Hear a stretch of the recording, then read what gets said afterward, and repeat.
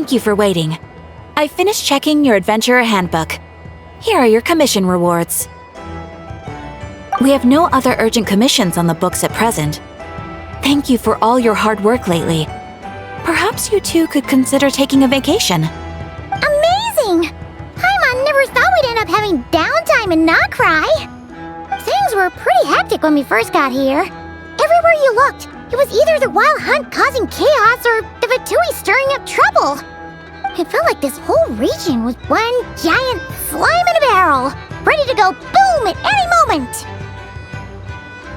Sure have. Things were looking pretty dicey, but in the end, we managed to turn it around. Whoa! Paimon just got deja vu! Oh, that's right. It's because we've done this like a million times now. Ah, yes. Are you two aware that the Moon Prayer Night is soon to take place? Oh, yeah! Lama told us that was coming up soon. Wait, why do you mention it though? Do people in Nasha Town celebrate it too? Paimon thought it was just for Moon Goddess worshippers. You're partially right. Most people in Nasha Town just see the festival as an opportunity to do business. They do not concern themselves with the religious element. The festival was first celebrated by the Frost Moon Scions. On this day, they would wear moon prayer blossoms and celebrate the birth of the moon goddess through song and dance. They would also prepare food and handicrafts and give them as gifts to others. Over time, it became Nodcry's most lively festival. Oh, sounds like fun! Great! Well, in the meantime, since Catherine doesn't have any commissions for us, let's focus on some personal business instead. When we first got here, you mentioned that this was where your spaceship landed? We didn't get to follow up on it at the time because we got wrapped up in that whole rare situation, but now we can finally start investigating it properly. Well, there's a saying Paimon's heard around these parts, which goes, if you lift up a rock, you'll find something you weren't looking for. By that logic, you'll never find what you're looking for while you're searching, but the moment you stop looking, it'll jump right out at you. Could be worth a try though, right? Anyway, Paimon suggests we focus on other stuff we want to do for now, and just keep an ear out for spaceship-related intel as we go.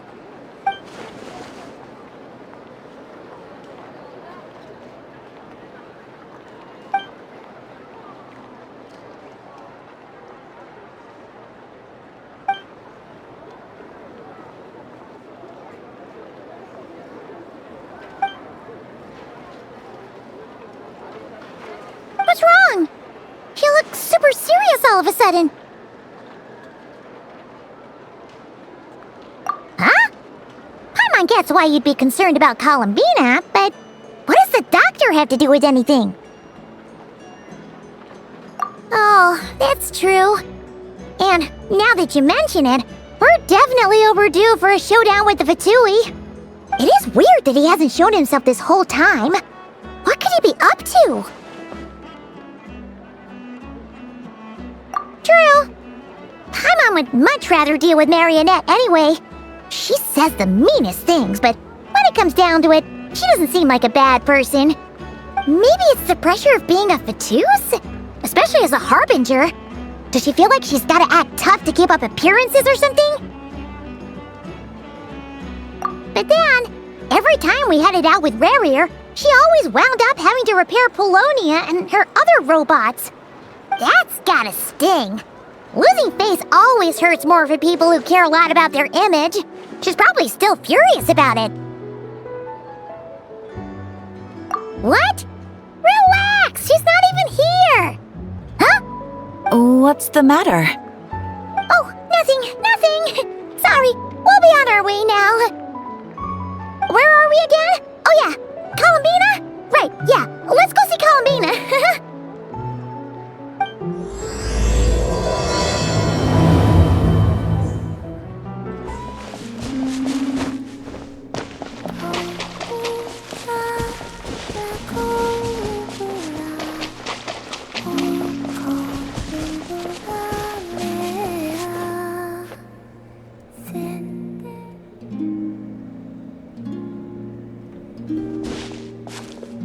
see! She's sitting up! Is me sitting here a rare sight? No, we just thought you'd be resting. Perhaps I would have been, were it not for the sudden arrival of some unexpected guests. Not that I consider it a disturbance. After all, you are the only ones who are free to enter. Would it not be a little unfriendly of me to lie down while we speak? I didn't realize you put so much thought into little things like that.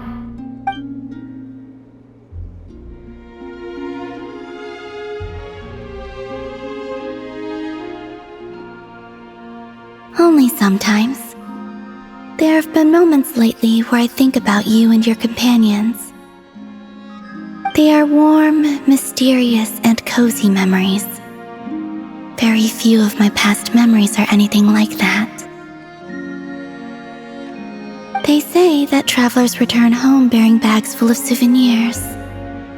But my luggage was empty, and I believed it would stay that way. Return home? So, you're still planning on returning to the moon? Yes. This planet continues to reject me, reminding me that I do not belong here. If I remain into that, there will come a day that I disintegrate. And I don't mean reduced to dust, or turned into food for the flowers. I mean, I will cease to exist entirely. Alright then. Well, we're sure gonna miss you. But it sounds like we'll have to say goodbye. How do you intend to return? The moon prayer night is soon to arrive. On that day, the moon will be closest to Devat. The Kuvaki in this land will reach its peak at that time. I merely need to grasp the tide, and with relatively little effort. Oh, Paimon gets it! It'll work like a slingshot! You make it sound like she's gonna get blasted up to the moon. If I did that, I suspect I would crash into the false sky. I will be using a much gentler approach. But I do like the analogy. It's fun. You see? She gets Paimon's sense of humor. In the blink of an eye, the time has come to part ways. It does feel that way, doesn't it? Time seems to fly fastest when you are enjoying it. I have always thought of myself as a wanderer on this earth, and it has never expressed any desire to keep me here. Yet, just as I plan to depart, it tugs at my arm. Is this a gesture of affection? Or is the world mocking me? Oh. Were you hoping I can answer that? Yes. You are a traveler, so you must have a lot of experience in this area. Then, what I would say is, enjoy the moment. That's right! Don't overthink it! Happiness is happiness and joy is joy! The point is to enjoy it, not analyze it! I see. Then what I would say is, even though I am very tired right now, I am still happy. I can't tell from the tone of your voice. Oh, really? You don't think I sound happy? I'm just kidding. I could tell you were in a good mood today from the moment we saw you. Ah, a joke.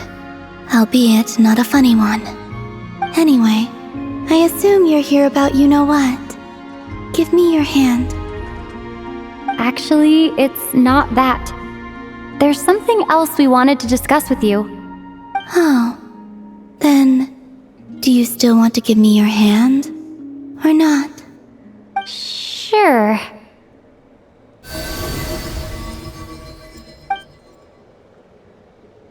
Thank you. So, I've heard that in the moon prayer nights of the past, people here would hold celebrations in the moon goddess's honor. Since you helped so much in our fight against the Reihir of Solnari, I think you deserve a farewell party before you return home. I haven't asked everyone else for their opinions on this yet, but I'd like to invite you to join the upcoming moon prayer night. I've never joined a moon prayer night before. I'm not sure what I would even do. Oh, don't worry about that! We take care of everything. All you need to do is show up. Of course, there's no need to force it if you're not feeling strong enough. It's just, this kind of felt like a golden opportunity. But they call me Kutar, and the Fatui have an arrest warrant out for me. I shouldn't appear in public right now.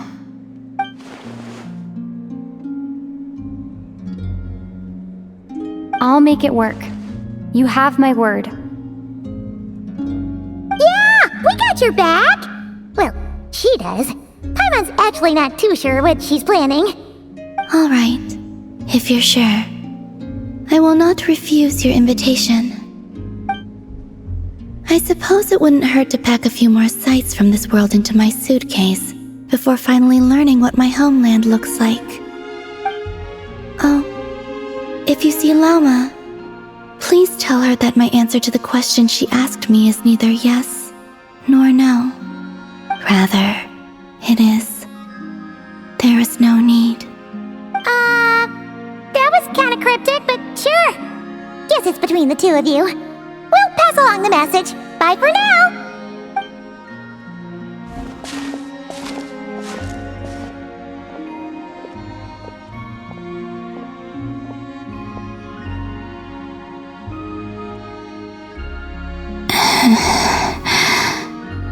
And also, I do not know.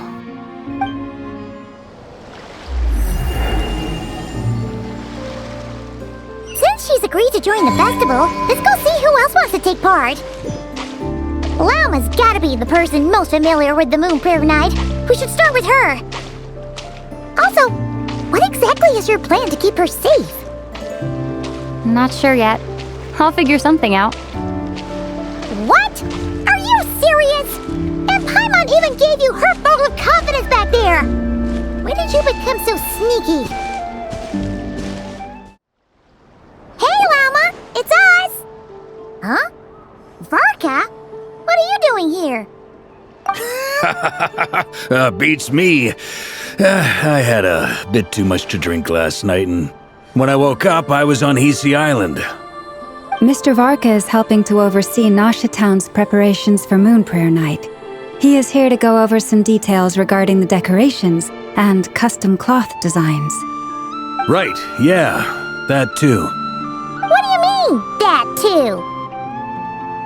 Yes, celebrating this festival is a long-held tradition here in Nodkrai. On this day, the crescent moon at the top branches of the verdant crest turns into a full moon, and the moon prayer blossoms bloom with a special radiance. Our people take these to be blessed omens. It's an especially welcome event coming off the back of all that nasty business with Rare. Everyone got put through the ringer recently, and now they're looking to turn their fortunes around. The big shots in town all agree that a big, lively celebration is just what we need to rebuild people's faith in this place. No wonder Catherine said that people weren't so bothered about the religious element.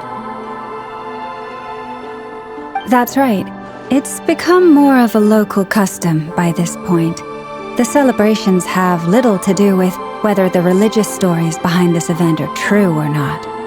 Even the Frost Moon Scions are eagerly awaiting the coming of Moon Prayer Night, despite now knowing that their past beliefs were founded on a falsehood. That's fair.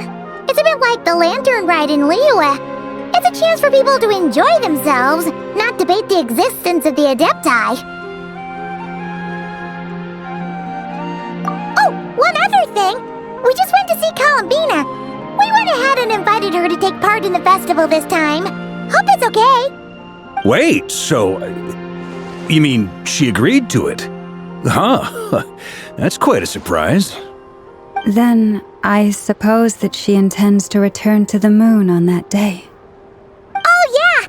It's kind of a complicated process, but basically, it's like a slingshot. I understand. In truth, I had a feeling that she might make such a decision. Well, if Kutar has decided to participate in the festival, we should prepare accordingly. Yeah, exactly. She was saying how it could be risky for her to show her face in public, We were wondering if there was any way we could hide her. Unfortunately, the people who carved the statues did an excellent job of capturing her likeness. It will be very challenging to hide a goddess whose face everyone is so familiar with. Darn! We may have bitten off more than we can chew here. Nah, don't sweat the small stuff. We can handle that. Huh?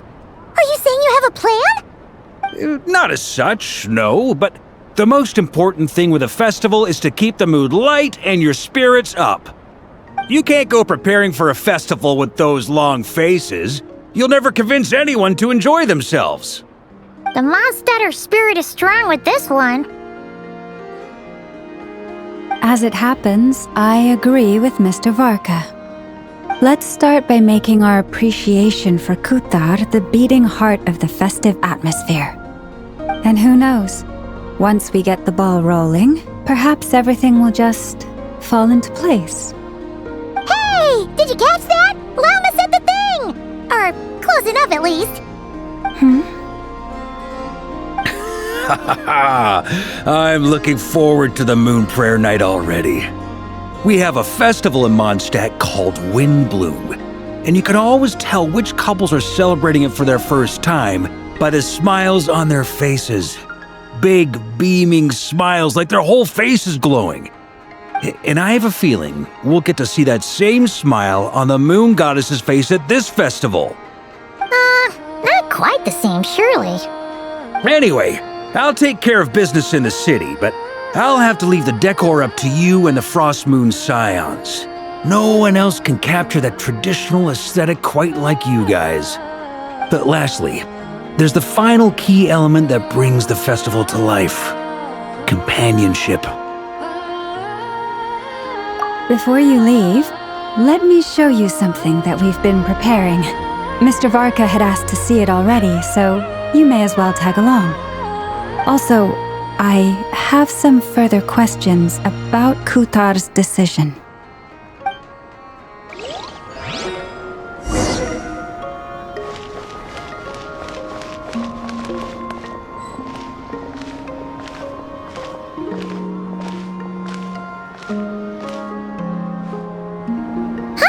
What's this? They sure look like they're having fun. I believe so. Kuhenki seem very skilled at playing drums like these, although I'm not sure where they learned it from. Maybe it's an innate talent? In their eyes, they're probably just playing with toys.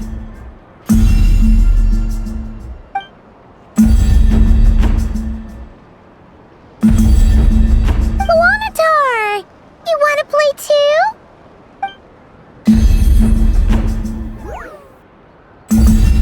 Yeah, she looks more confused than anything. Maybe we can teach her next time if we get the chance.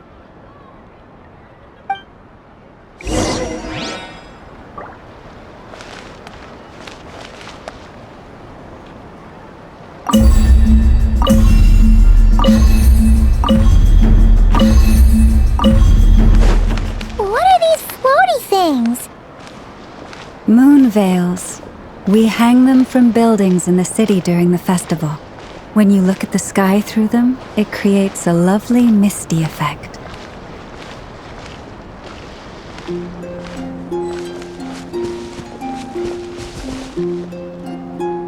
Everyone seems hard at work.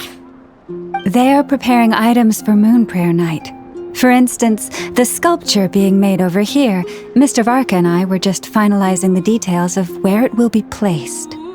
Ah, there she is. I didn't know the finished article would be so large. Not to worry, though. All the necessary arrangements have been made. Just let me know once it's ready, and I'll get some people to ship it over. You have my thanks. And over here, we are preparing a very traditional confection. Oh, look at all these colors! It looks great! Can Paimon try one? Of course. I have a feeling you'll like it a lot. You bet! Sweets and treats are Paimon's favorite! If you included those in the Feast of the Moon, I bet Paimon would have joined the Frost Moon Scions by now. There will also be verdant crests like this present in Nasha Town during the festival. The timing of Moon Prayer Night is not completely set in advance. We make a rough estimate, then observe the changes in the verdant crests and moon prayer blossoms to guide us. As such, the wait itself is a fun feature of this particular festival.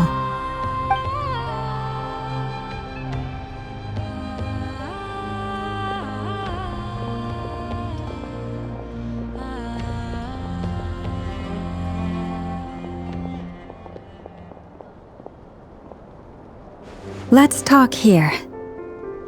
To tell the truth, I am very surprised to hear that Kutar is willing to participate in the festival.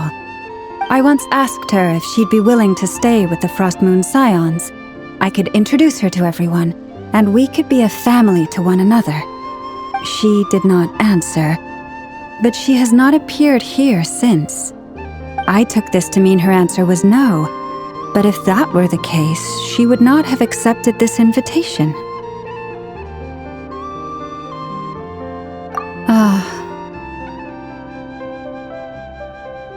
I see. Maybe she is right. Maybe the Frost Moon Scions of today no longer need a moon goddess. But my wish was not for her to come here and be worshipped as a deity. I simply wanted to offer her a place to stay. I'm sure she believes that showing herself here might invite Fatui intervention, and as such she does not wish to cause us trouble. But what really pains me about all this is that this is her birthplace. She ought to belong here, yet no one has been able to grant her shelter. I think I'm qualified to weigh in here. When someone's about to depart on a long trip, what they need is blessings, not burdens. We should wish her the best, not make the journey harder than it already is. Anyway, she's agreed to attend, hasn't she? All we need to do is simply respect her decision. I see your point. Yes, she will soon depart after all. Our job is to leave her with some happy memories. Besides, who's to say her journey to the moon is a one-way trip? It's not like she can't come back and visit if she wants, right? Paimon agrees wholeheartedly. Festivals are all about having fun, so let's keep it simple. All right, I'm gonna head back to Nasha Town soon. Want to come with? I'm guessing you have some other folks to visit there. Sure thing, let's go! Bye for now, Lauma! Thank you all. Goodbye.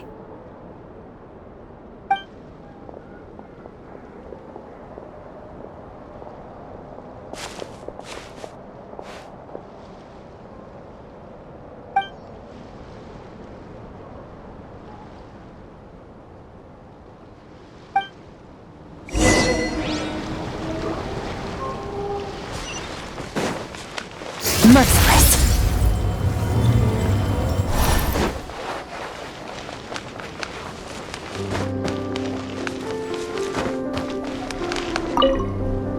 Goodbye for now. I look forward to the festival.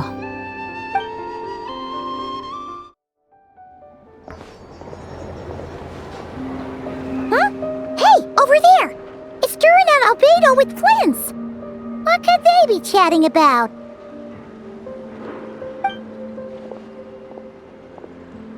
Your guess is as good as mine. Ah, Grand Master, and the Traveler and Paimon. Hello there. It's been a while. Perfect. We have some new volunteers for our investigation. Wait, let me guess.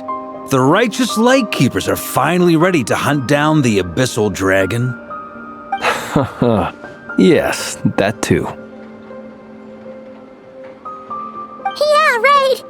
Oh, wait! Why does everyone keep saying that too? Well, to be precise, the facts match, but not the causality. Wait, so I guessed right? Half right, impressed with yourself? Maybe I can explain. We ran into Mr. Flint's north of Town. At that time, we just noticed a few abyssal creatures out in the wild, but the strange thing was, I didn't detect any traces of abyssal energy on them at all. On closer inspection, we realized that they were not real monsters, but something akin to reflections in the water, or perhaps a mirage. Huh? What do you mean? Like, you could see them but not touch them? Exactly. It was very peculiar. They roared and tried to attack us, but we could not make any physical contact with them. I think I've heard of things like that happening in Nodcry before, but I don't know much about it. Yes, it's a known phenomenon. Mirage-like illusions tend to appear in Nodcry in the run-up to Moonprayer Night. From a distance, they appear quite real. I myself thought that Misters Durin and Albedo were locked in battle with abyssal monsters when I first arrived. But after sharing intel and investigating a little further, we can confirm that these illusions are harmless. There is no great cause for concern.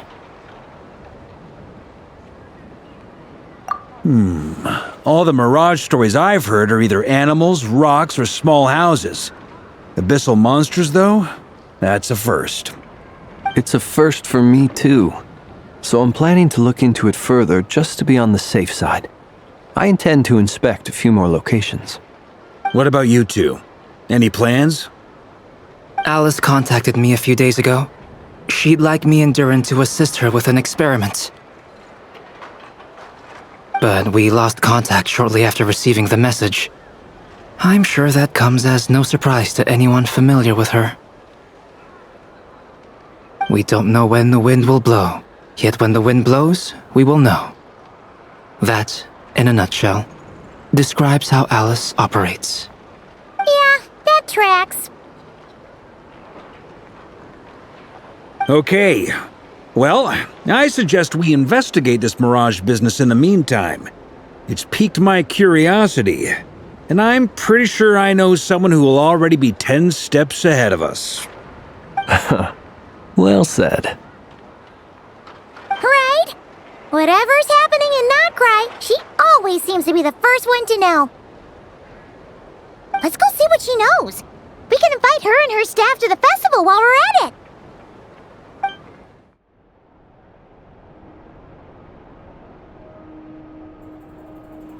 You're right, I have noticed.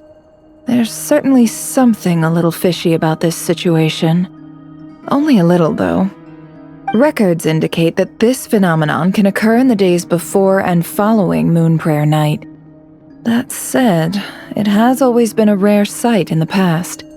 The odds of encountering these phantoms are similar to looking up in the night sky, happening to see a shooting star, and managing to make a wish before it disappears. But this time, either everyone's getting lucky, or they're appearing far more frequently than usual. Yehoda's out gathering intel as we speak. In the meantime, let me check off some points of interest. First, the Abyss. The ones we saw seem to be abyssal monsters. Indeed. But we have identified one location where many more of them have made an appearance. And not just monsters, but human phantoms too. Given the scale and nature of the phantoms, it's almost as if someone's last memories are coming to life. Or perhaps the memories of multiple people. Oh. So you mean the phantom monsters are hunting down the phantom humans? Exactly. The phantoms can interact with each other, but we have no means of intervening. In addition, some of the human phantoms would seem to be from the very distant past. This is clear both from the clothing they wear and the stories they tell. They claim to be from Hyperborea, a name which I've heard from Laume before. If this is true, it means they must be from 6,000 years ago. Did Paimon hear that right? 6,000 years? It sounds Sounds like this merits further exploration. That'd be a big help. I'll leave it with you, Albedo. My knowledge of ancient history is non-existent. I used to doze off every time the pre-Knights Favonius era came up in class. It's quite a miracle that you were able to understand these phantoms' speech, given how long ago they lived. I suppose you're right. But I'll leave the archaeologists to ruminate over that conundrum. As an intelligence broker, my sole interest is in the value of the information I gather. Which, in this case, hopefully means earning myself some good favor with our dear Lady Moonchanter. So calculating. Whew, this intel broker logic always catches Paimon by surprise. Sounds to me like we could split the work up. I think the abyssal phenomenon is best left to Albedo, Flints, and me. Agreed. It coincides with my duty as a lightkeeper. For my part, I'd like to understand the abyss better. Even a little knowledge. This is certainly a rare opportunity to study the abyss. But even rarer, perhaps, is the chance to make contact with the ancient. The Curatorium will take the lead on investigating the Hyperboreans. We put in the work to learn what we know so far. It seems only fair that we get some quantity of exclusive intel. That just leaves our trusty team of 2 unassigned. Since you became an honorary knight, of course. This was part of my grand plan all along. Ha ha ha! Oh yeah, by the way, we managed to convince Columbiне to come to the Moon Prayer Night celebrations. Would you and Yehoda like to join too? She agreed to that? Huh. Quite an achievement. Never underestimate the traveler, I guess. I'd be happy to join. No point shutting myself inside when the streets are all decked out. I doubt any clients will be visiting during the festival in any case. And Yehoda loves a party, so I'm sure she'll jump at the opportunity. No, no, no, no, no, no, no, no, no, no! What to contradict me in front of... Wait, no, that's not what I have bad news, boss! So many people. Alright, everyone inside, quick!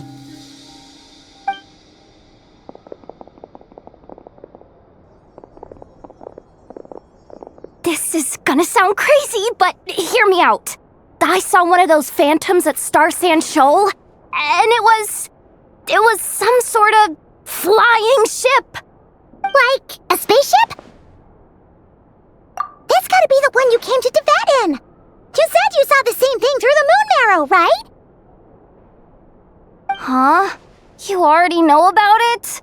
Ugh, I thought I was gonna blow people's minds. Turns out I'm the last to find out. Wait, back up. You came here in a spaceship? Now my mind is blown! What's it like on the inside? Was it like flying through space? I want to know everything! Yep, exactly. Huge discovery. You're the best, second best intel broker in the world! After your boss, of course. Wow. Really? Well, I don't know if I'm all that, but... I guess that decides where we're heading next. Come on, don't look at me like that. I know the spaceship doesn't have anything to do with me, but you don't want to leave me as the only one twiddling my thumbs, do you? Please? Fair enough. You can tag along. In that case, let's meet back here to discuss our findings once we're done. I wish everyone a productive investigation. You too!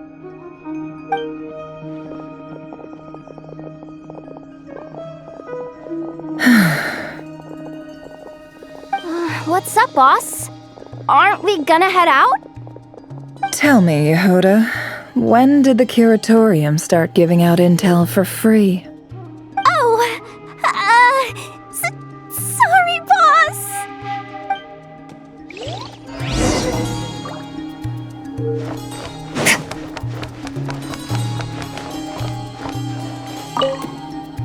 We can't unshare information any more than water spilled on sand can be put back in the bucket. I'll just have to balance the books some other way. Please, boss. There's gotta be another way. Who knows? Depending on what they find, maybe this will work in our favor. Please don't find me. Please.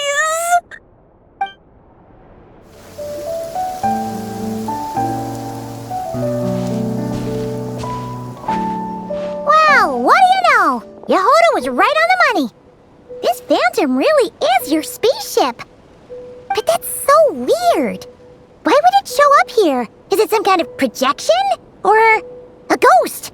Like, maybe it no longer exists, but somehow it left an afterimage?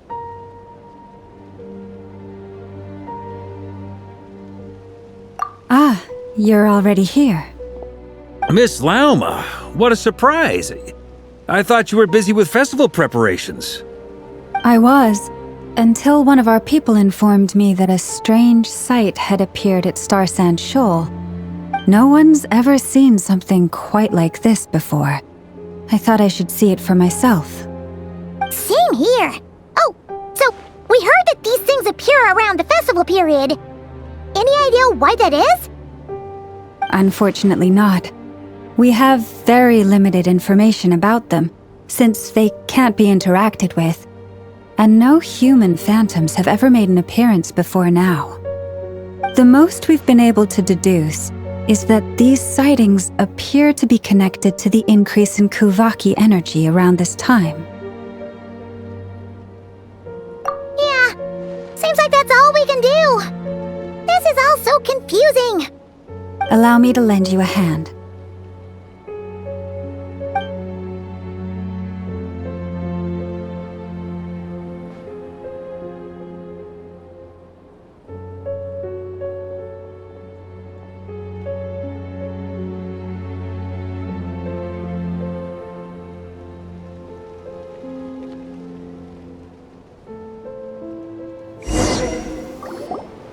Everyone, our friend here should be able to provide us with some information.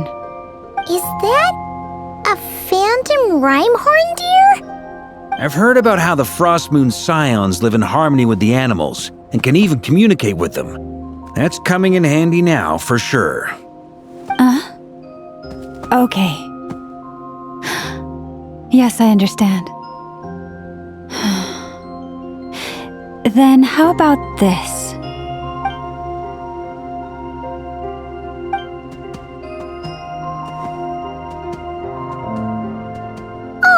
It's leaving! It appears to share our curiosity about this giant spaceship, so I asked it if it wouldn't mind investigating along with some friends.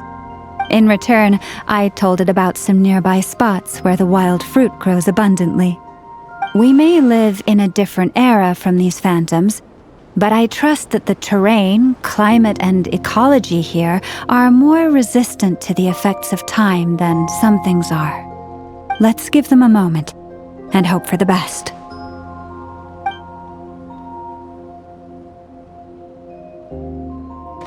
All back together?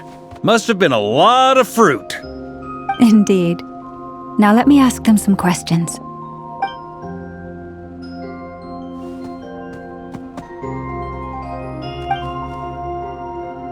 It did find a lot of wild fruit, enough for them to feast for a long while.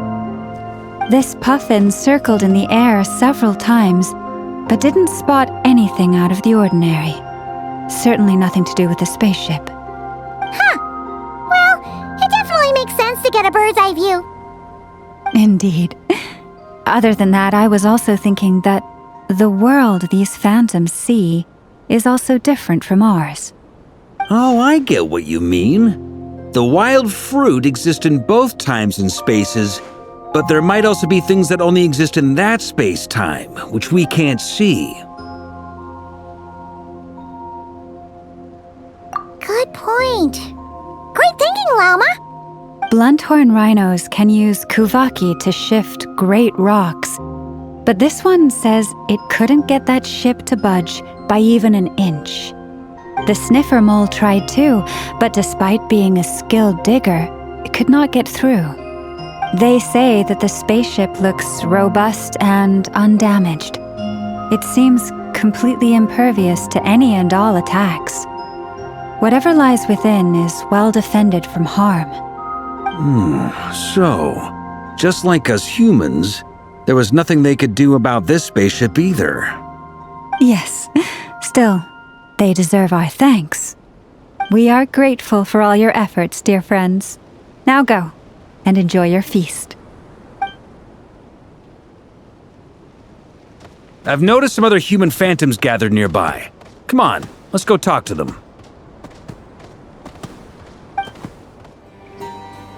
What is this thing? I've never seen it move, and there's no way to get inside. Goodness knows. My grandpa says it's been sitting here at least since his grandpa was still alive. What about his grandpa? Did he say anything to your grandpa's grandpa about it? Huh? I don't know. In all likelihood, it was here back then too. Hard to imagine something this huge could move. Guess that means that as far as they're concerned, this ship's been around a long time.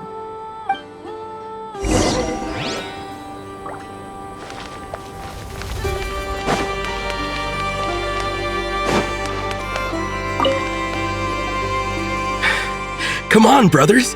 If we can get even a small chunk off of this thing, it's gotta be worth a fortune! Today is the day we strike it rich! Huh? You mean Paimon? Yes, brother, I shall join you. Let's make our fortune.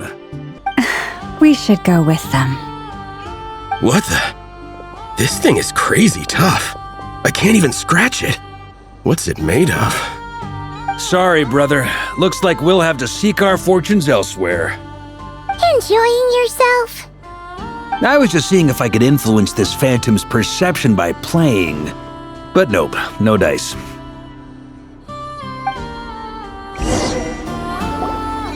I'm sure we're all starting to build up an idea of what's going on here now that we've spoken to some of the people. These phantoms are reenacting real historical events in Nodcry. It's almost like we're in some kind of interactive stage play. We can talk to the actors, but the plot is fixed and we can't influence it. It makes sense. History is set in stone. The objective facts of the past cannot be changed. Paimon totally thought you were just goofing around earlier. But actually, you were doing some serious investigating. Of course I was. Anyway, at this point, I think we're forced to conclude that although the Phantom spaceship is right there in front of us, we aren't going to learn much about it from these people.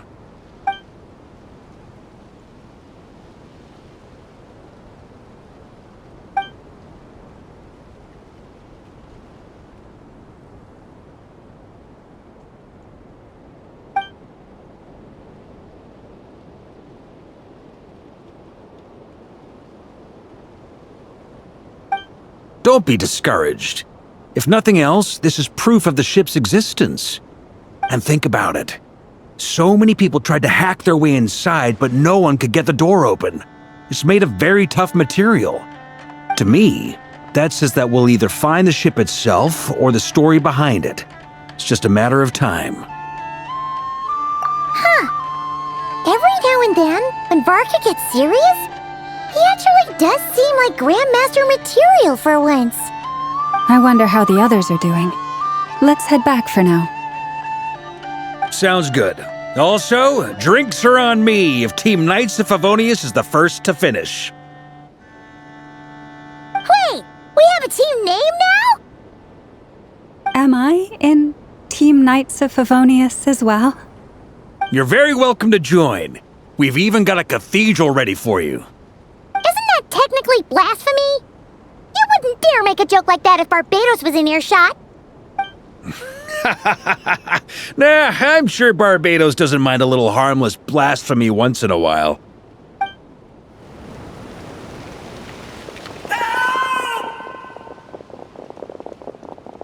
Oh, no! Get away! Oh.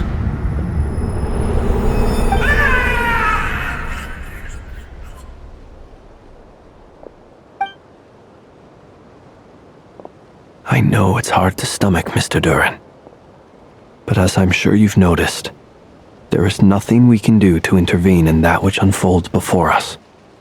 But we have to at least try. And try you have. But are you aware of how many unsuccessful attempts you've made now? I wasn't keeping count. I'm afraid this is the 39th failure so far. Or the 5th if we're only counting this particular victim. There are no indications that these phantoms may be altered in any way. You seem to have calmed down a little. I'll make us a fire. You should rest and have some water. Feeling any better now, Mr. Durin? May I ask a few questions? Be my guest. What exactly are we witnessing here? What happened to those people? My guess would be that we are seeing Nodcry during the Conrian Cataclysm. Would that be accurate? Conria. That is correct. As you know, once the abyss senses even the tiniest crack, it floods in and spreads like wildfire. There was a time in the distant past when it permeated all of Nodcry, causing immeasurable harm. The people paid a terrible price to heal this land. Then 500 years ago, the whole of Tevat suffered an abyssal disaster. Once more, Nodcry was dealt a devastating blow. I see. In the face of the abyssal onslaught, all were like grains of sand tossed around by a tidal wave. Be they human, fae, or god. The moment you witnessed is but one drop in a whole ocean of catastrophe. All right. I guess that answers my second question, too. I wanted to know why there's nothing I could do to help them, and that's because what we are seeing is history. That would be my guess as well. As I understand it, history and fate are not all that dissimilar. The latter may be unseen to us, but both are immutable. Yes. Fate was determined long, long ago. I still have a couple of other questions for you, Mr. Flint's. You mentioned more than one abyssal disaster that has struck this land in the past. How can you be sure that what we're seeing is from the Conrian incident? And also, how are you able to stay so calm when you're talking about these events? From everything I know about you, you're not cold or ruthless, and you're not indifferent to the suffering of others. Alas, I am forced to show my age. I must be 600 or 700 years old by human measure. Wait, so you... One is not easily moved by history when one has witnessed the truth firsthand. I'm sorry. You needn't apologize. Your passion is a good thing to have. Treasure it, because someday you may find it in terribly short supply. Now, at the risk of offending you, I have a question in return. Your curiosity toward the abyss, is it born from hatred or because you sense its call? I only ask because I kept a fragment of Rarir's body in my lantern for a short time. Specifically, his heart. So I know what a burden it can be to carry the abyss with you. And I hear its power growling from somewhere within you. In my eyes, your mere existence is a miracle. My honest answer is... I don't know. I don't think I have the confidence to say for certain. What I will say is the abyss is not the only issue that haunts me. Even before I became who I am today, the question dogged me constantly. Should I even exist at all? My doubts remain unresolved. But when we fought Rarir, something became a little clearer to me. Sometimes it is the darkness within us that allows us to achieve the impossible. I certainly got the sense from your 39 attempts that you were trying to achieve the impossible. It sounds like you've resolved to see the truth for yourself. Absolutely. In that sense, he and I are quite similar. Then I wish you every success. I look forward to the day of your transcension.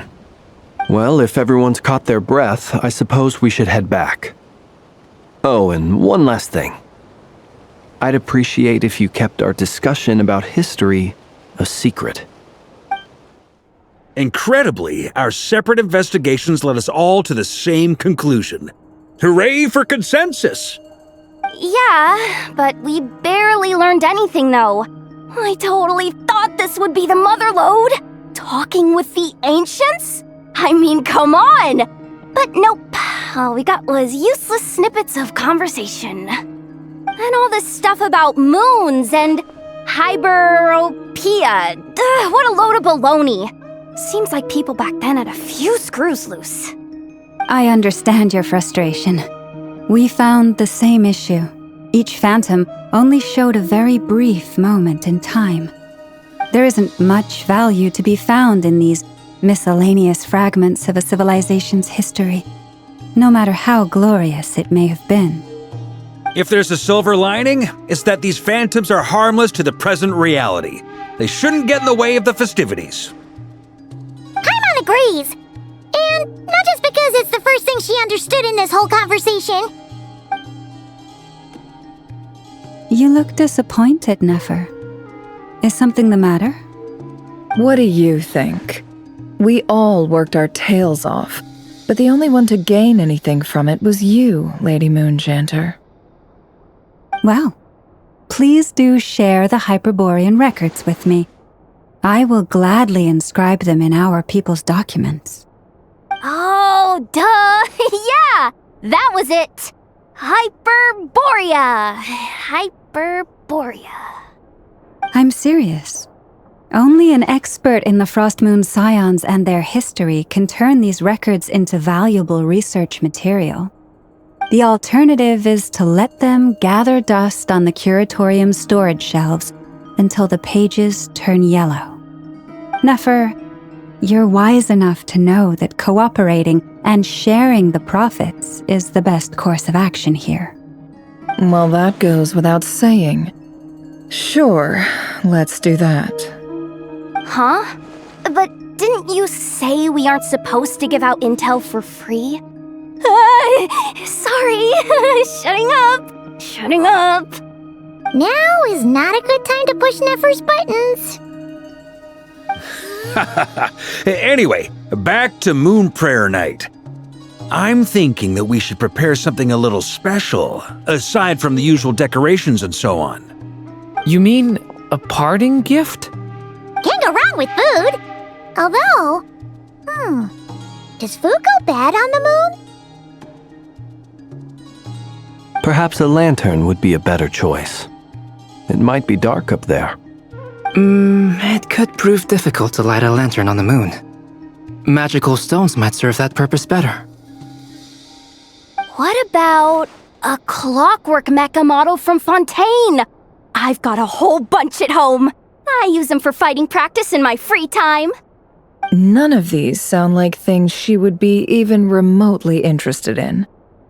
But we don't interact with her enough to know what she likes. Yeah. It would really save us the guesswork if someone could find out what she's into. Wait, what the? Traveler? They're all looking at you. Great! Haha, problem solved. Now, I need to stop by Dory's. Gonna need her help sourcing a bunch of stuff for the festival. Then let's leave it there for now. We all have our own business to attend to. Traveler, if you find out what Kutar likes, let us know right away.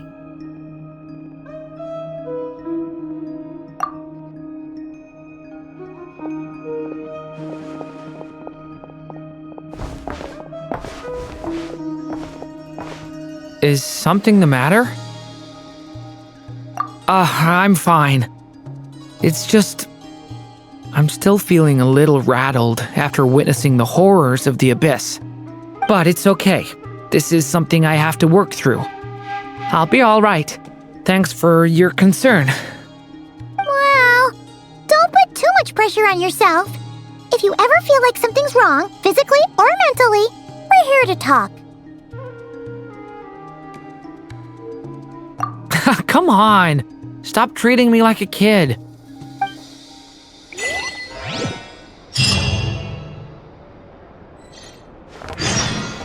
Which is why we need a lantern guaranteed to work on the moon. Yes, I have a few ideas, but the lantern itself is the easy part. The real issue is how little we know about the lunar environment. Wait, you two are serious about this?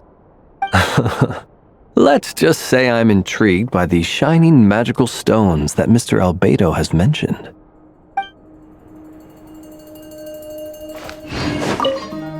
Could you do me a solid and try to smooth things over with Boss Neff?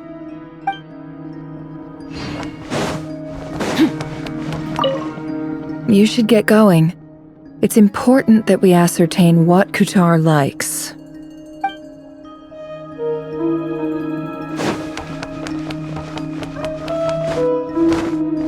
Miss Laume, would you accompany me into town? I think it'd be best if you saw the Frost Moon Scion's decorations for yourself. Very well. Let's go.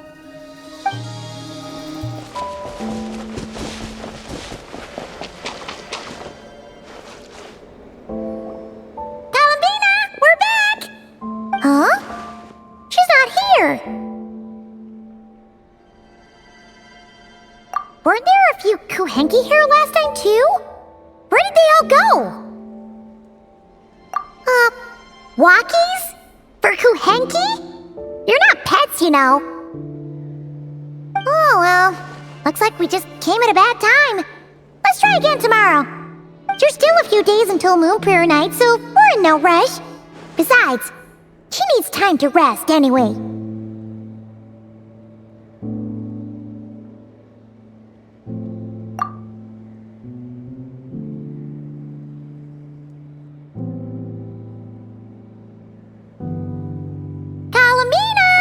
Back yet?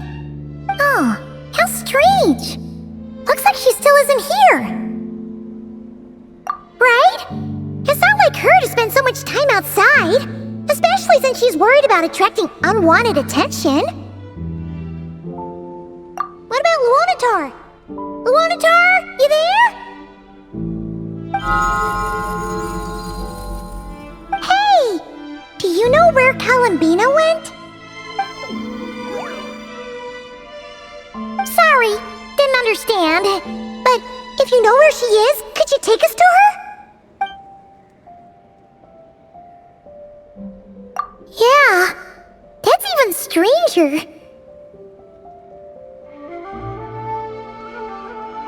What about him?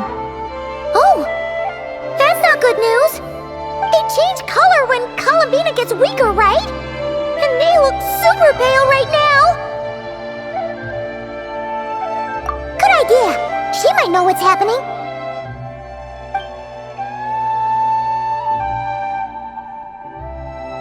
Laume! Ah, it's you. How is Kutar? Is she okay? No, she hasn't. I came here to check on her after I noticed the flowers had changed color.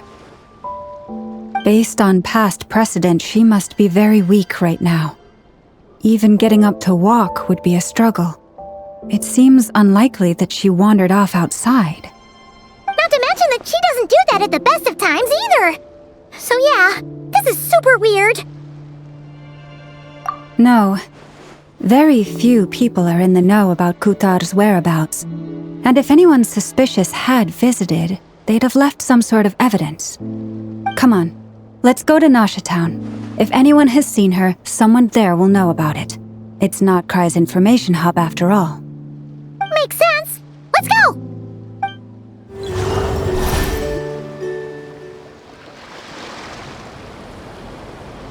Wait a moment. Is it just Paimon, or is this stall kinda suspicious? It's never been here before, right? No, I don't recognize it. Alas, Your free and easy adventure time is over. Now, prepare to face the final boss of Nod Cry. Whoa! Where'd that voice come from? Not sure, but it's definitely hostile. No, not that way. The final boss is right here. The sniffer mole? That's the final boss? Surely not. Also...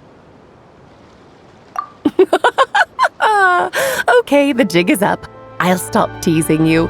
Turn around. I'm right behind you. It seems I've managed to leave quite an indelible impression, even though you've never seen my face. Ah, nothing could make a great mage more pleased with herself.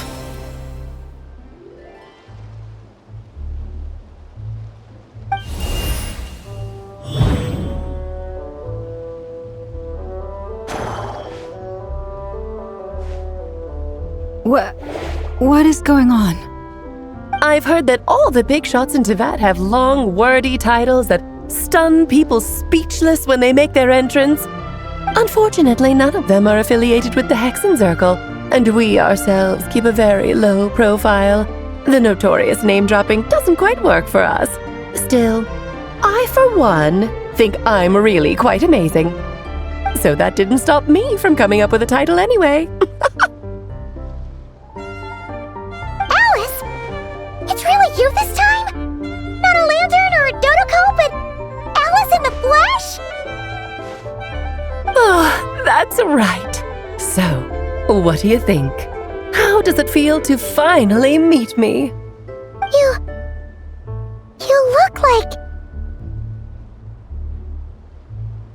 Oh, that's the first thing you thought. A little surprising, but that actually makes me very happy. Because that means that when Klee grows up, she'll be just as stunningly beautiful as her mother. So she's a friend of yours? Kind of. This is actually the first time we've seen her in person. I see. Madam Mage, that was, quite a powerful entrance. I certainly won't be forgetting it anytime soon.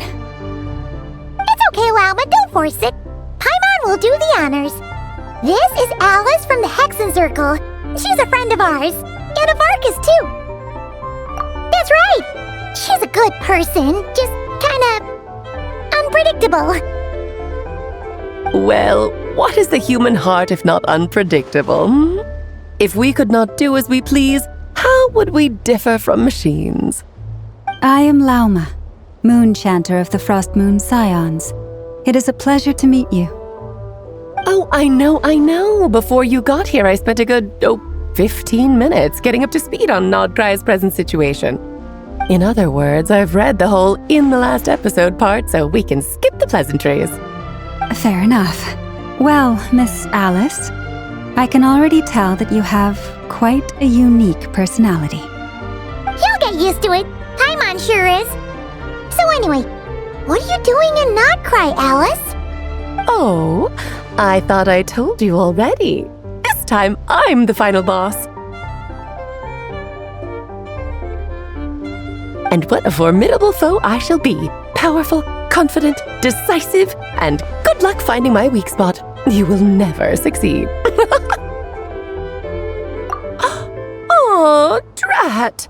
My one weakness, and you found it in an instant. Fate has been dealt a devastating blow.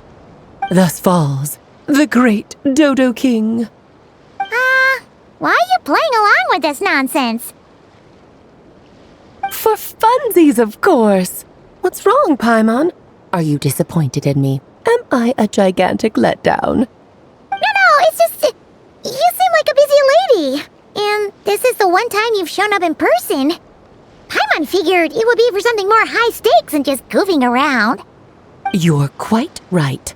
I'm here in Nodcry because something big happened. Something big enough it caught the attention of the Hexen Circle. It concerns the 3 moons, Tevat's borders, and of course, the moon goddess you are currently searching for. Kind of. Why don't we discuss this over a pot of tea? My main reason for coming on this trip to Teyvat was, of course, to have some fun. But I do technically have a job to do as well, namely, maintaining the stability of Teyvat's borders. I'll skip over the complicated parts, but to sum it up, abyssal energies are all that lie beyond Teyvat's border. We'd find ourselves in a real pickle if they ever made it through. And the phantoms you've been seeing are a sign that the border has been disturbed. Ah, no wonder they tend to show up around Moon Prayer Night. Is it because the real moon is now so close to us that its power can cross the border? In part, but only a negligible amount passes through. Just enough to influence the verdant crests and so on. And as you've noticed, there has been an unprecedented number of phantoms appearing this year. The influence of the moon beyond the border cannot explain this. No, there is another far greater factor at play. The trilunar syzygy. A trilunar syzygy?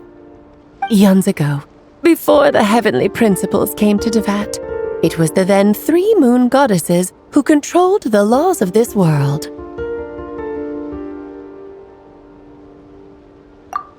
That's exactly it! The 3 goddesses split these powers amongst themselves, promising never to consolidate them into one singular body. This was meant to keep the world stable.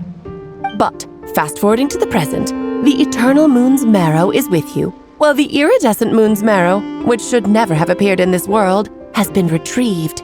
Add that to the presence of a moon goddess in the flesh and... the power of all 3 moons is gathered here in Notcry. There hasn't been an event like this since the War of Funerary Flame.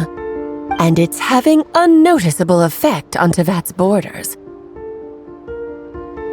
Because I wish to give my darling daughter a peaceful, sunny environment to grow up in. Is that a good enough reason?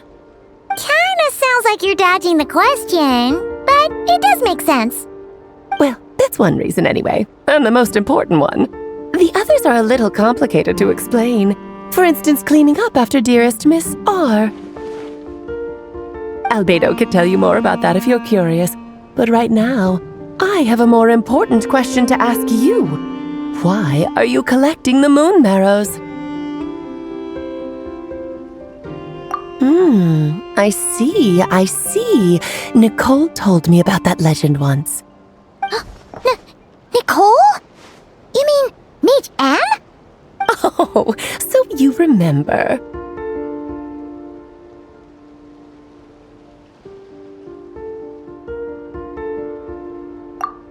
Yes, of course. That was a story about fate, her area of expertise. But back to the story of our dear moon goddess. I'm afraid her intended method of returning to the moon is unlikely to work anymore. What does that mean? She may be missing, but she hasn't gone anywhere. She has disappeared.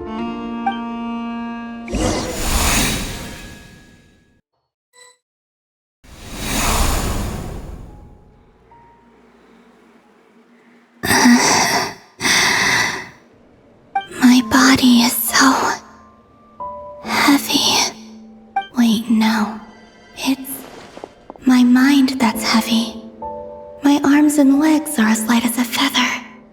What's happening to me? I feel drowsy, like I've been asleep for too long. Is it daytime or nighttime? Is the moon out? I think I'll go for a walk.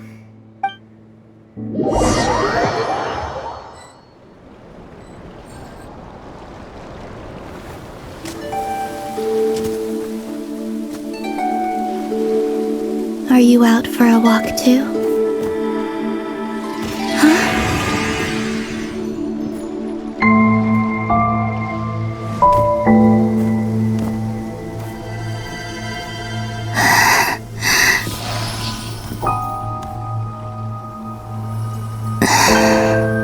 The day has come at last.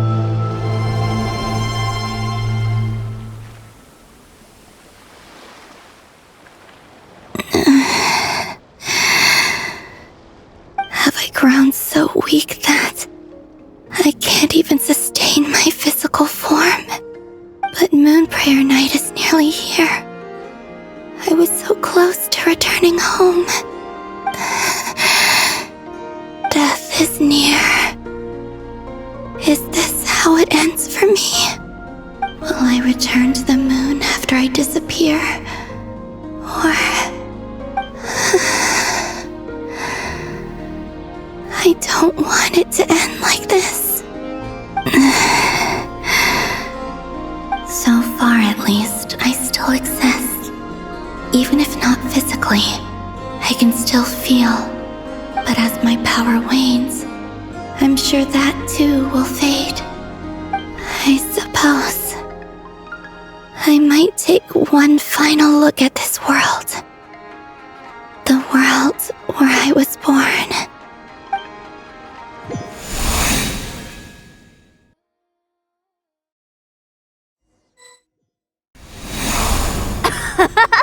Come on! Come on! Wait for me! The Frost Moon Enclave. How much it has changed since I was born. These decorations, they're so heavy. It's times like this when you kind of wish men could be priestesses and acolytes. How fascinating. I've never had the chance to be privy to people's private lives in this way. In the past, people would get so solemn and serious the moment I showed my face, like they were frozen stiff. Karina, Lametti, it's time to eat. Coming.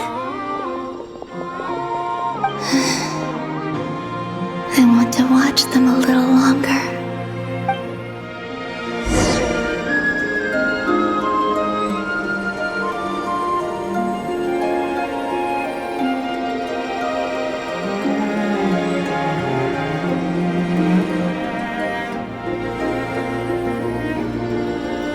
So just fill these balloons with air, right?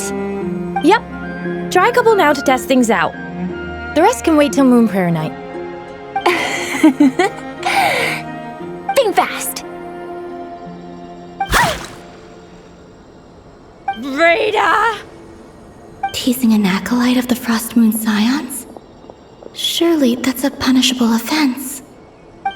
Take this!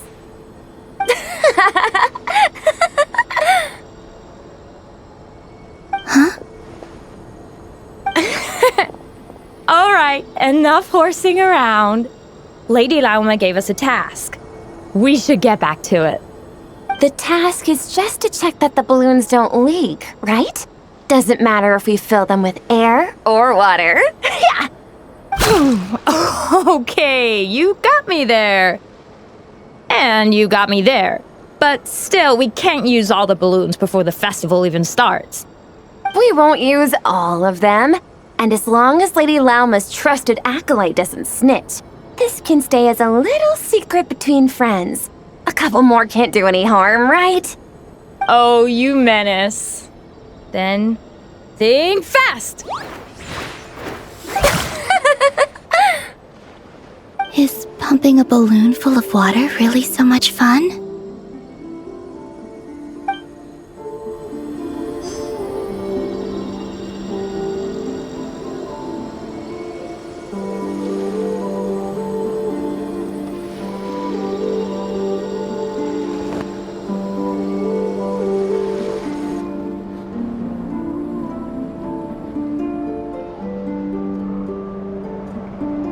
I'm sure you're both tired from playing all day. Come on, eat up. A plain, humble meal. That has always been the way of the Frost Moon Scions. Huh? How come Lametti got a midsummer berry dessert? Oh, I always get Lockaberry. I don't mind sharing. You can have a bite of mine if I get to have a bite of yours. They're sharing food? I've never shared food with anyone before. Even at the Harbinger tea parties, everyone just ate off their own plate. And when I couldn't finish my food offerings from the Frost Moon Scions, they'd leave the leftovers out under the moonlight for the animals to claim. Hey! That was 2 bites! Oh, then you can have another bite of mine. Oh, you too. Oh, don't fret now. Here, have some of Granny's too. So this is what it means to be family.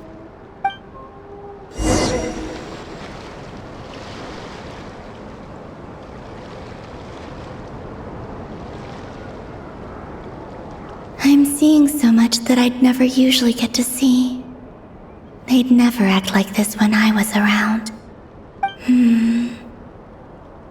It's nice, being able to just watch people in peace in these final moments. What a rare opportunity.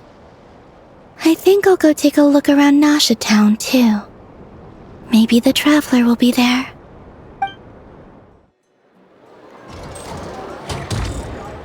After the War of Funerary Flame, the moon goddesses were no longer recognized by Teyvat. They lost the whole foundation for their existence. That's why the moon goddess's strength is fading. She cannot withstand the world's rejection of her. To be more pedantic about it, the moon goddesses did something to offend the heavenly principles, and that's why they were ousted. Something of a recurring theme in Teyvat's history. Theoretically, speaking so candidly should put me in their crosshairs too, but they can't tell me what to do. I'll say whatever I want.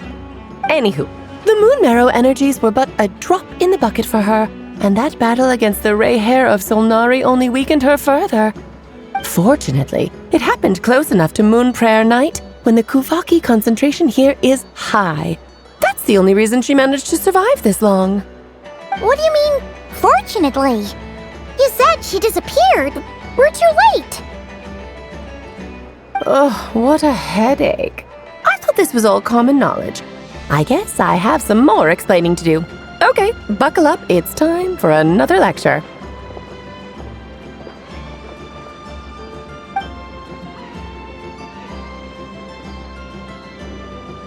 Now, I said earlier that the moon goddesses lost the foundation for their existence. The reason for that has to do with the natural order. Basically, the rationale for their existence in Teyvat was lost. The same logic applies to the present moon goddess too. Consider her existence so far. Her comrades in the Fatui called her Damselette. And she was worshipped as Kutar by the Frost Moon Scions. But these connections have now been severed, whether by her hand or yours. So, the rationale that once sustained her existence is now gone. Wait, we did that to her? Oh, well, strictly speaking, yes. But let's not start pointing fingers, shall we? I'll only end up as the big bad villain, and that's not the kind of final boss I want to be. Of course I do. I'm only the greatest mage in the whole entire world. Now, if you wish to find your moon goddess, there are 2 problems we need to solve. Firstly, we'll need to strengthen the connection between her and Teyvat, at least enough to sustain her until Moon Prayer Night. Strengthen her connection? But does that mean I'll have to rally all the Frost Moon faithful behind this?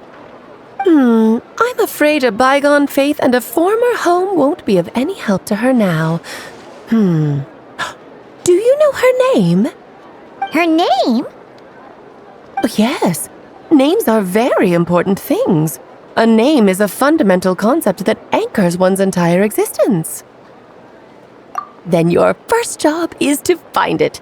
As a moon goddess, I'm sure she must have a name she identifies with.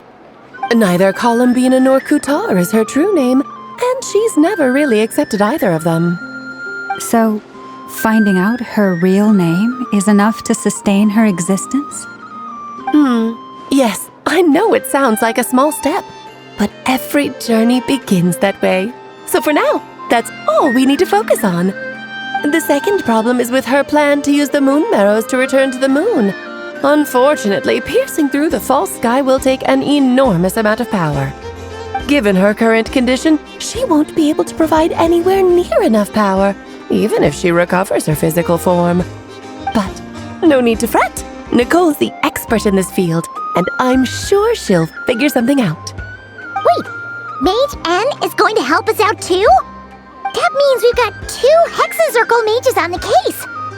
This is turning into a pretty big deal. Actually, this is more of a side quest for me. Like you said, I'm a busy lady, so I can't stay for too long. I'll have to return to Tevat's border soon. That's the upside you get for looking out for my little Klee. Hopefully that will incentivize you to carry on keeping her company in the future. Anyway, jokes aside, you'd better get moving. It will take quite a miracle for the Moon Goddess's consciousness to hold out till Moon Prayer Night. Oh, I suppose I might as well tell you where Nicole is before I leave. Off you go now. Time to meet your new friend. Oh, yes, and a little suggestion. Don't forget to mind your heads. What? I wonder how Durin's doing. I should really go see him before I head back. You really are super busy. I most certainly am. There's so many children I have to keep tabs on just in Mondstadt. Durin, Albedo, Venti, Varka. Klee didn't make the list, huh? Of course not. Klee is my pride and joy. I have no qualms about her, because she's the best child in the whole wide world. Yep. Klee's a little angel. I'm glad you agree. Well, all the best. See you when I see you.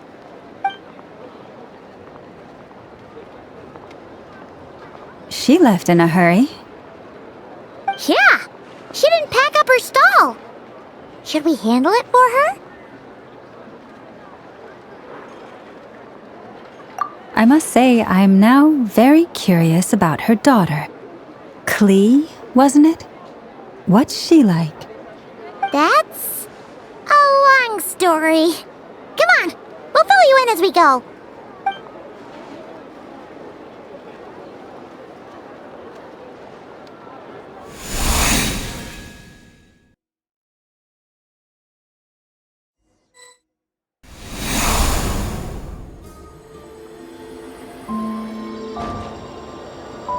What a lively place. I've never experienced Nasha Town like this before. Hey, you old geezer! Your hammer's rusted through! Who are you calling old geezer? Are they quarreling? I'm looking right at him! You've really gone downhill since giving your daughter free rein in the workshop. Can you even swing a hammer anymore? It shouldn't take you days just to fix a single chair! You might as well use that hammer to massage my back for all the good it's doing. Don't run your mouth, or you'll get a back massage that'll put you in bed for the rest of your life. Look, the materials haven't arrived yet, all right? You know how busy it gets in the days before Moon Prayer Night. I'll bet you send all the materials to your little princess. Blood's always thicker than water, huh?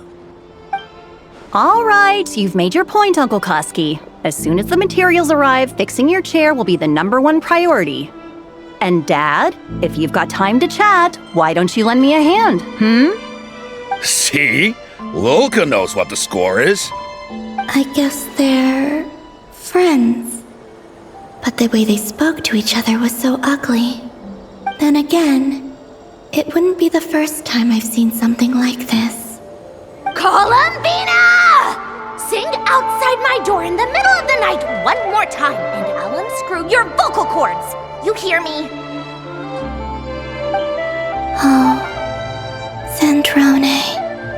So that was her way of trying to be friends with me. What a pity. I won't get the chance to say any ugly things in reply.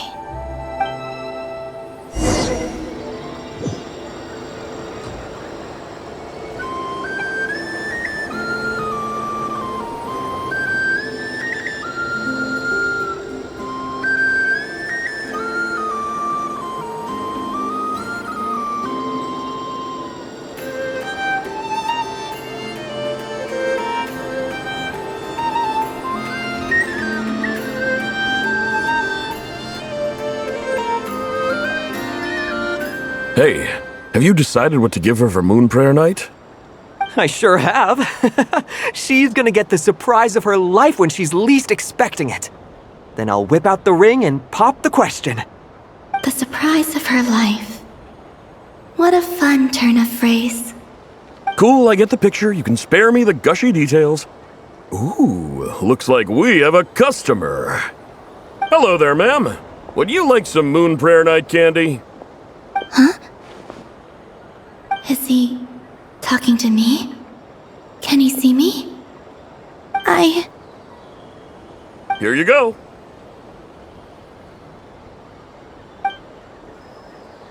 Oh.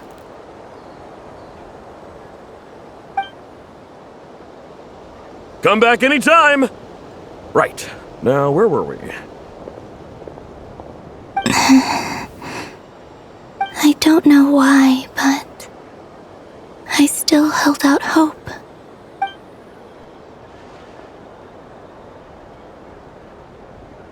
The most important thing right now is to find that mage. This name thing seems super important too, but where do we even start looking? I'd better go pay the Fatui a visit.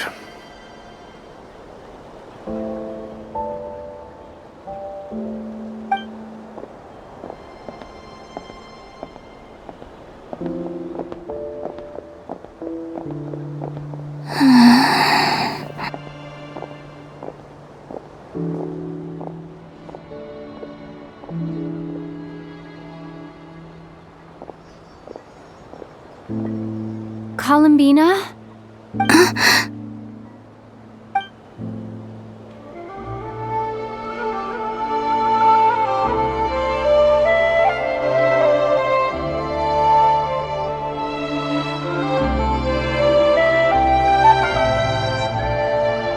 Traveler? Let's go! This is no time to be spacing out!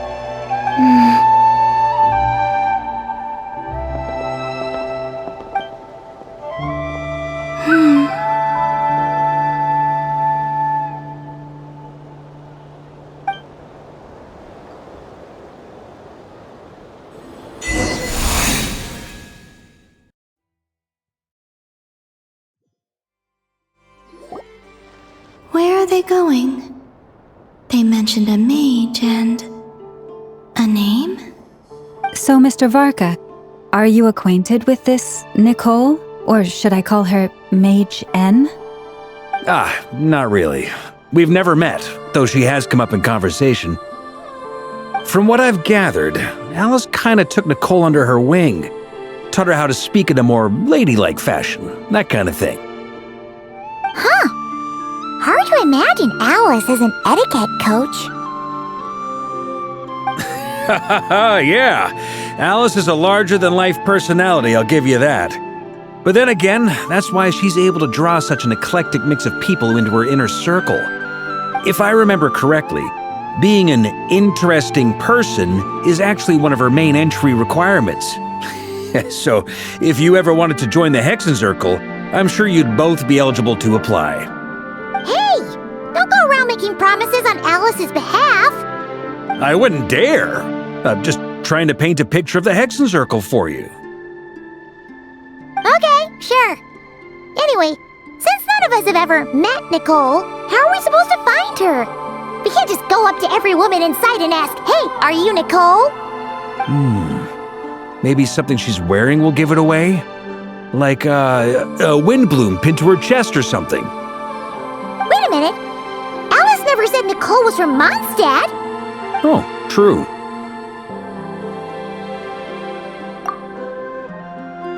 That would be this young lady, then?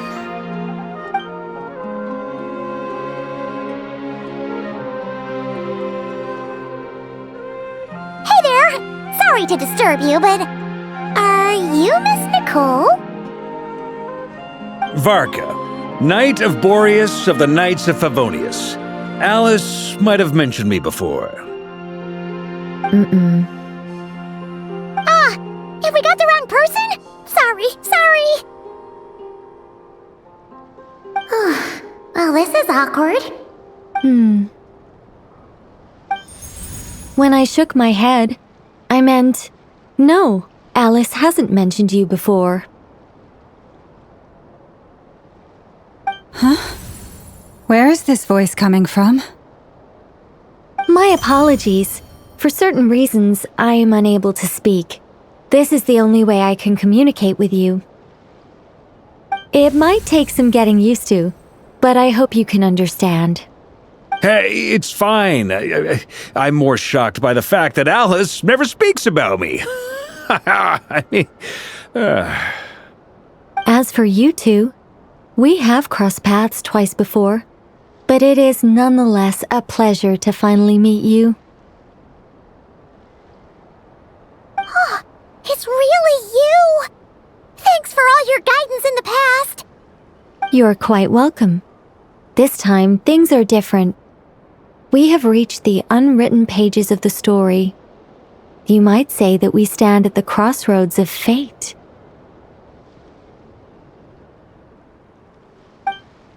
Now then, allow me to formally introduce myself. My name is... No, stop! Alice!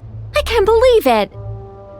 I had a whole speech prepared. I'd agonized over every single word. She always picks the worst moments to ruin other people's plans. I'm so sorry about that. Alice took the liberty of devising some bespoke self-introduction magic for each member of the Hexen Circle. But I could have sworn I deleted all of the triggering conditions for it. How did it bypass everything? Oh gosh, this is so embarrassing.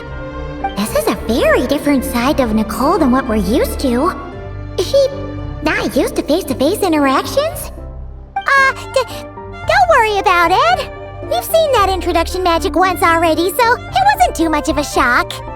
Please go on, Miss Nicole. We'd love to hear what you have to say, or, well, communicate. Huh? Are they talking to this lady? But... Will you all promise to forget that horrendously embarrassing introduction? sorry, embarrassing. When?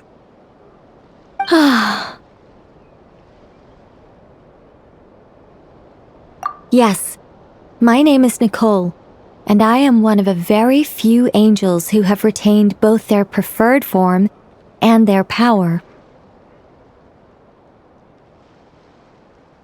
The Traveler and Paimon should be no strangers to this concept. There is another of our kind in Natlan. They call her the Lord of the Night. All right! Paimon remembers her!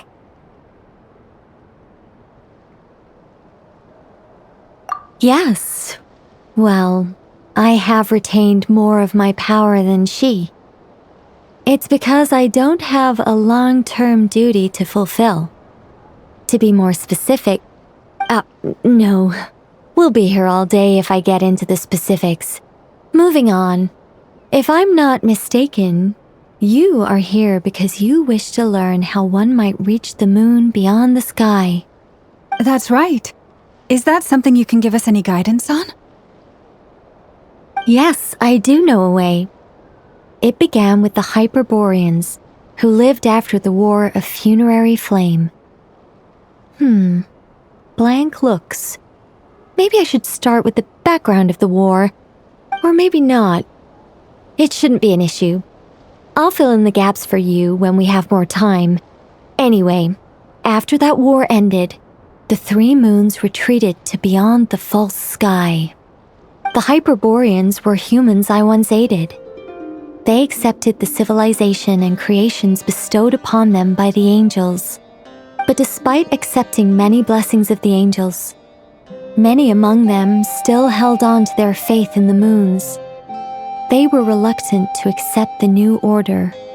Even after the War of Funerary Flame, they sought to contact the moon goddesses beyond the sky and receive their guidance. But all three had passed away by that point.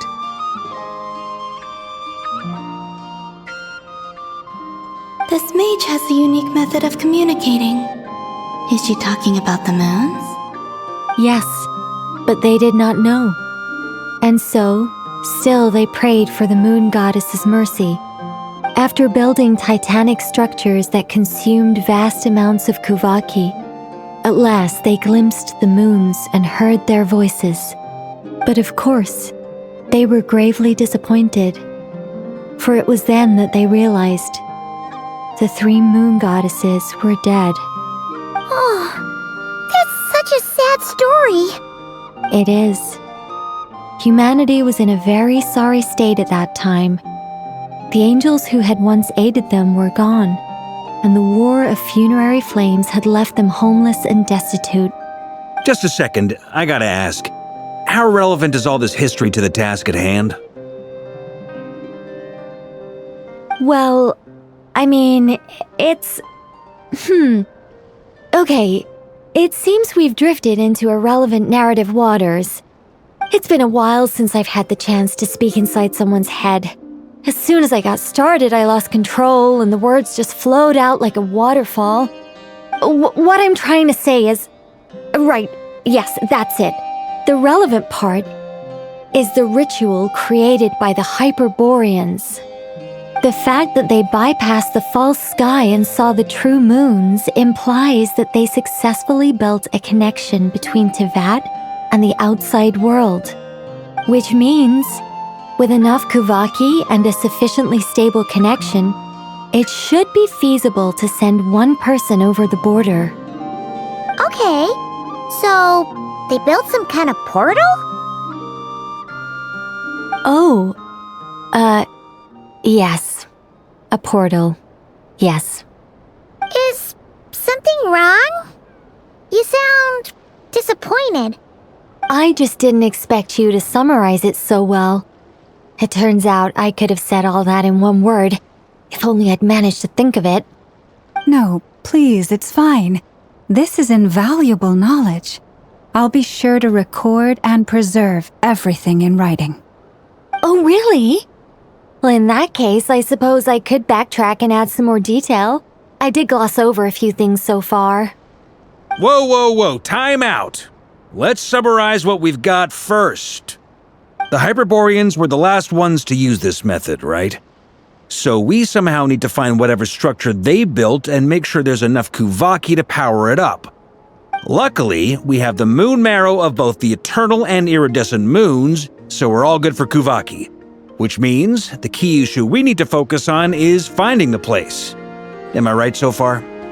Yes. Although I expect the structure is long gone by now. That said, what if we could take advantage of the phantoms to travel back to a time when it still existed? Well, travel back isn't quite accurate. It's more like we'd be creating a handshake between 2 points in space-time.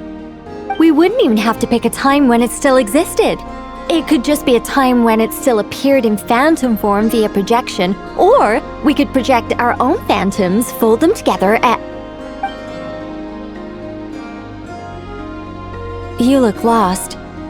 Was that too hard to follow? Yeah, things got a little, technical there. Paimon's brain is reaching capacity. All right. Let me think about how to put this more simply. Okay, got it. Over the next few days, I'll search for phantoms that we can use. Once I find one that meets the criteria, I'll let you know and we'll regroup. By completing certain rituals, specific individuals will be able to enter the phantom and make it to the Hyperborean structure. If everything checks out and it looks feasible, we'll just need to wait for Moon Prayer Night, and we can send the moon goddess back home. I'm really skimping on the detail here. Is this making any sense at all? I think so. For now, we'll just wait to hear from you. Yes. Basically, yes. Great. Counting on you. In the meantime, we'll focus on finding the moon goddess's name. My name? Are they looking for a way to stop me from disappearing? Excuse me, Miss... Go on, Miss Nicole. this conversation was a little all over the place. I didn't catch your name. I am Laume, of the Frost Moon Scions. Ah, I did wonder. I noticed that you listened very intently when I spoke about Hyperborea and the moon's history. If you'd be interested, I'd love to visit you this evening and go through it again in greater detail. Also, if you were serious about making a record, it would be too risky to simply write down the raw details as is. I would suggest some tweaks. Maybe rewrite the stories as fairy tales or fables, perhaps even prayers. Anyway, we can cross that bridge when we come to it. So, see you later then? Oh, and no need to prepare anything. Just a cup of tea will do. See ya! She seems friendly. It's just... It's so nice to find someone who's actually willing to listen. I've been dying for a chance to finally go through all this systematically from start to finish. Any longer and I'd probably start forgetting it. Now Paimon gets why Alice told us to mind our heads.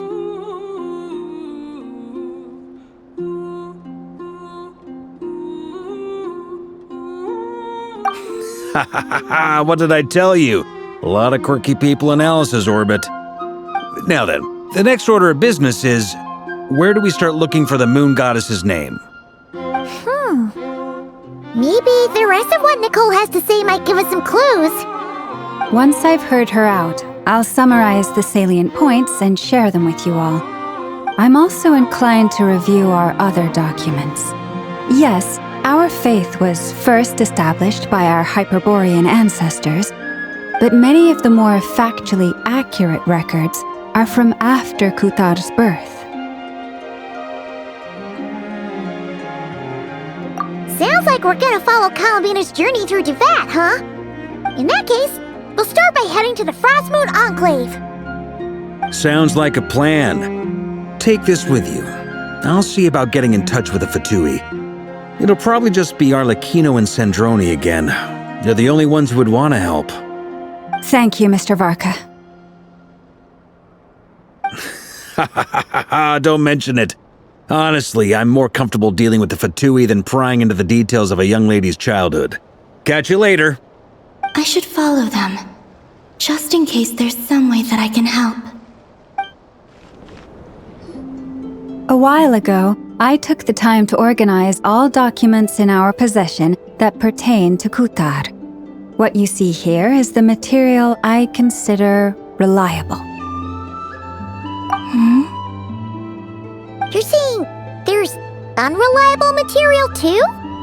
Yes. Most of the information we have was transmitted through an oral tradition. Inevitably, some of her stories were mythologized and deified over the years through countless retellings. That's why I organized them into reliable and unreliable. There's no sense seeking answers in history unless we can ensure the veracity of the historical record. Makes sense. All right, let's take a look through.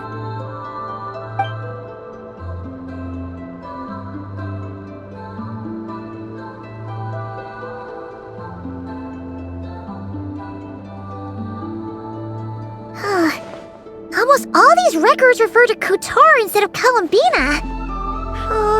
Although neither of those is her real name.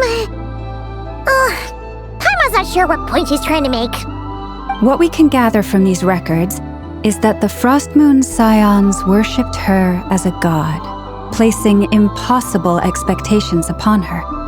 I cannot fault them for their earnest faith, but for all their devotion, worshipping her day in, day out changed nothing. I imagine that none of it resonated with Columbina. It wouldn't surprise me if, even back then, she had already begun to reject the name Kutar and everything it represented. Lama speaks the truth. When I heard them call upon Kutar with hope and expectation in their voices, they may as well have been calling upon somebody else. Well, that's a bit complicated. I looked at the level of detail, perceived authenticity, prose style, and how realistic their portrayal of Kutar seemed to be. Amongst the Frostmoon scions of today, only I know of her existence, and I alone have spoken to her face to face. As such, I know that there are certain things she simply would never do. That being said, I have sensed some changes in her lately. Changes? Me? Seems like this is getting us nowhere. For what it's worth, why don't we check the unreliable sources too? Sure. Give me a moment.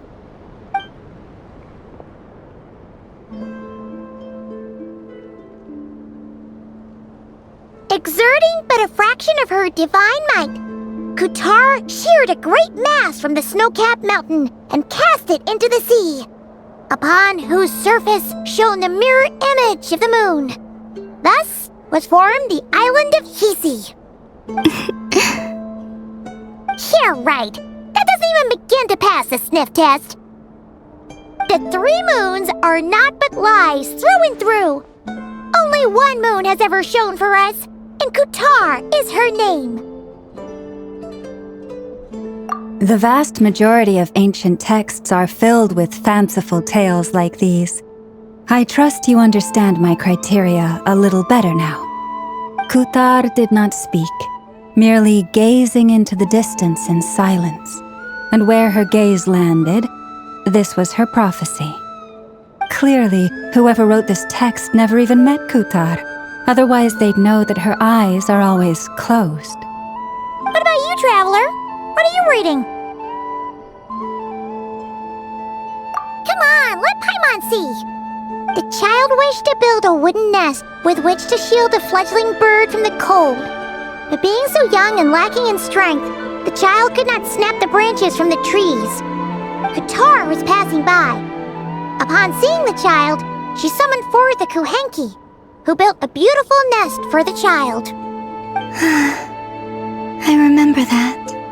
Not knowing the meaning of Kutar's divine intervention, the child dared not to respond, and thus ran home to call their parents. But Kutar was gone. The moon chanter declared the event a miracle and took the nest as a relic, placing it on high for all to see. The child was named as one favored by the goddess and was greatly respected amongst the people. Yet, no further miracles were bestowed, and this matter was forgotten in but a few years. Any thoughts after reading that? Yeah, Columbiana probably just wanted to join the kid in making nests. I'd originally considered this a fabrication, because Kutar did not perform any similar actions in subsequent records. But now that I think about it, it does seem like something Columbiana would do. It's just that... She didn't know how other people would interpret her actions. She was probably worried about making things difficult for people. So, she gradually stopped joining in. Yes. Oh, that's so sad.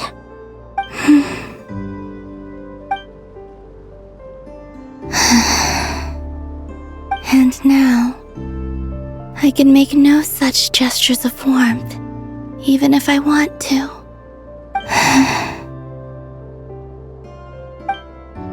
Still no name. That's a bit of a shame.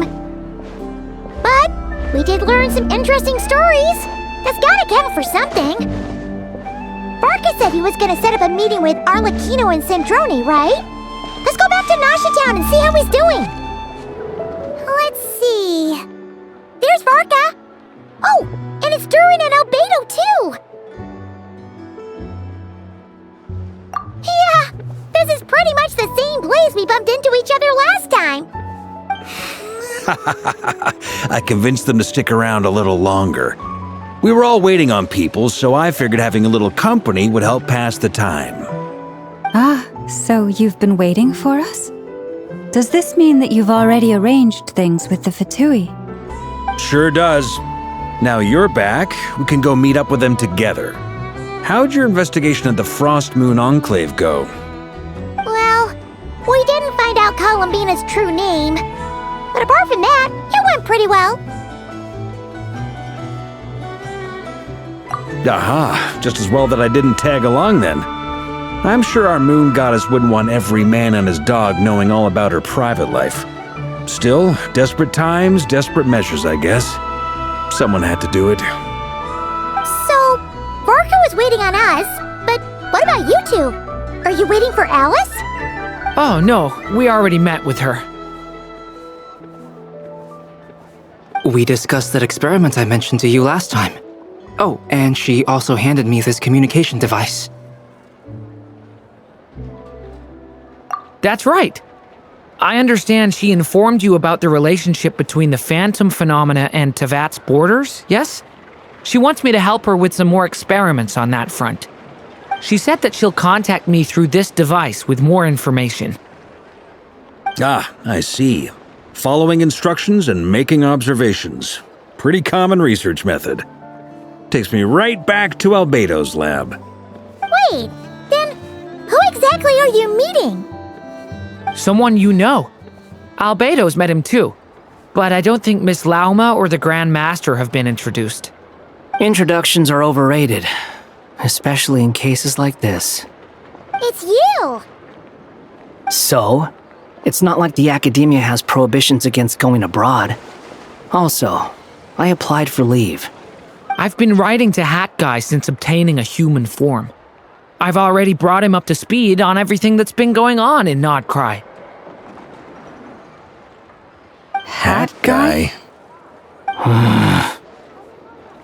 Turns out, I actually have heard that name before. Oh? Then why did you react the same way I did? I only knew the name, not the fella. But since we're all here, let's do some introductions for what it's worth. I'm Varke, Grand Master of the Knights of Favonius. Laume, Moon Chanter of the Frost Moon Scions. And I'm a Driosh from the Vahumana Darshan of the Sumero Academia. Hat Guy. Good to see you again, Mr. Guy. I believe we last saw each other on the boat ride here.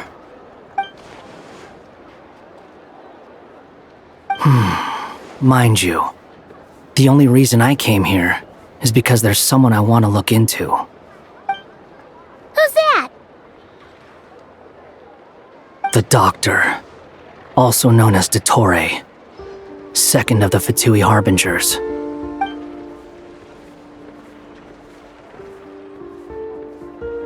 From the tone of your voice, it sounds like there is bad blood between you.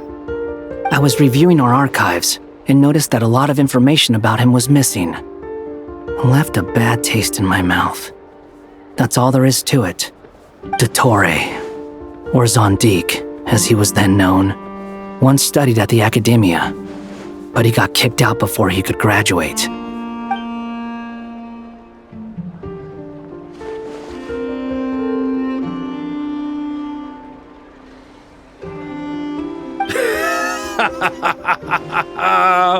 So the Harbinger's #2 man is a college dropout? How embarrassing for them. Last we heard, he was planning something. We actually heard that a few times before, even coming to Nodcry, but we haven't seen a trace of him since we got here. He only appears when something interests him. For all we know, he might have left already.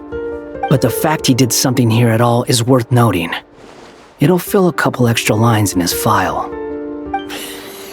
Why does it sound less like a file you're writing and more like a criminal record? Anyway, we were just about to meet 2 of the other Harbingers. Want to come along? You might learn a thing or two about him there. Sure. Even though they're Harbingers, well, they're old acquaintances of ours, so, you know, when you talk to them, try to be... I got it. The Frost Moon Scions' relations with the Fatui remain tense. Forgive me if I do not attend. In that case, we'll continue assisting Miss Alice with her experiments. Good stuff. Everyone's having a fruitful time. All right, we better get going. I'll lead the way.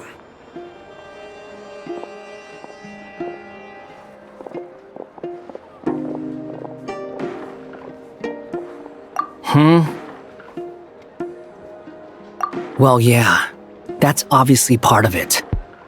But I'm not the only one who has a score to settle with him. Neither you, nor Lesser Lord Kusanali, nor I want to see him meddling with things again.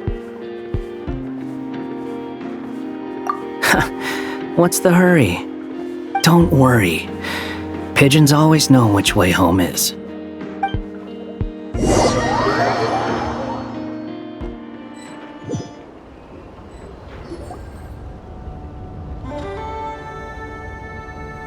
You made it. Who is this? A scholar from Sumeru. They call him Hat Guy. He's an old friend of the Travelers. Wait, this is the academia representative you wrote about? He doesn't exactly look the part. I believe this will prove my identity. You'll notice it bears the seal of the Sanctuary of Surasthana. Well, what do you know? So it does. All right then. My mistake. It's fine. I expected as much. What? So as I mentioned in my letter, the Academia's got its eyes on Dottore. But this matter remains top secret. Apart from those assisting in the investigation, the fewer people who know, the better. If anyone asks, I'm here in Nodcry to pursue my personal academic interests. Gotta say, Varke, you did pretty well to keep all this under wraps for so long. Sounds like you got in touch with the Academia about this way back. You flatter me. Where do I even start? Remember that time we fought Rerir at Star Sand Shoal? He sure let me have it then, didn't he? I'll bet Dottore had that all sketched out, with me as his convenient little pawn. He could not care less about us if he tried, but hey! The feeling's mutual. Does Dottore really strike you as the sort who values his relationships with his colleagues? Fair point. Definitely not. Which is why I always keep my guard up whenever he starts making suspicious moves. To that extent, our motivations align. On top of which, I consider you trustworthy people. Now, back on topic. In the wake of the Reikir of Solnari episode, Sandrone and I grew suspicious about Dottore's complete inaction during the entire affair. So we tried to find out what he'd been up to, but unfortunately to no avail. He never lets anyone in on his plans. The more he cares about something, the more secretive he gets. Indeed. Perhaps he believes that by keeping a low profile, he can avoid trouble. But that trick isn't going to work on his colleagues. Yeah, I mean, he's been researching the ancient moon's remnants. And he's been trying to get his paws on the moon marrows. Only an idiot would believe he doesn't have something more planned. With this in mind, I returned to Snezhnaya and relayed my thoughts to Her Majesty the Tsaritsa, entreating her to have him recalled. That's pretty direct. Did the Tsaritsa agree? Yes. I made it abundantly clear that the Fatui's business in Nodcry is almost concluded, and we do not need 3 harbingers in this territory. Her Majesty concurred. Accordingly, Dottore has returned at her orders. I imagine he is continuing with experiments, which no one besides he would ever have any interest in. Common sense might mean nothing to him, but he's not stupid. He knows that no good can come from opposing the Tsaritsa. Smarts alone won't get him all the way. He needs the Rooster's resources and Regrator's Mora, both of which the Tsaritsa can strip from him by waggling a finger. But doesn't he have a track record of publicly following orders while going against them in private? He probably has it down to a fine art by now. Wouldn't put it past him. We worked together on a research project once. Only briefly, but it was enough to show me that we're fundamentally different people. He has no interest in doing things methodically, stage by stage. His thoughts jump all over the place, and the moment his curiosity is satisfied, or he gets the results he wants, he disappears. The only similarity we share is that, once we set our minds on doing something, we will see it done, whatever it takes. Oh, we definitely saw some of that in your battle with Rerir. You got so competitive. Ugh, do not remind me. Then I believe we all concur. Dottore will not simply give up. Fantastic. Now this is turning into a whole day of unpleasant memories. Ugh. Are you talking about the moon marrow stuff? He also strikes me as the kind of person to disregard experimental regulations, ruin all the equipment, and go way over budget. Then leave the first person he can find to deal with the fallout. Exactly! This one time, he was running some high-temperature experiment and the substance exploded. But does he care? No! He orders his subordinates to open the device so he can observe the results, which causes the gas inside to leak out. That gas was poisonous! If I hadn't been there, who knows how many people might have died. And after all that, he left while I was still cleaning up after his mess. What a waste of time, he said. Waste of time? The nerve! He wasted my time!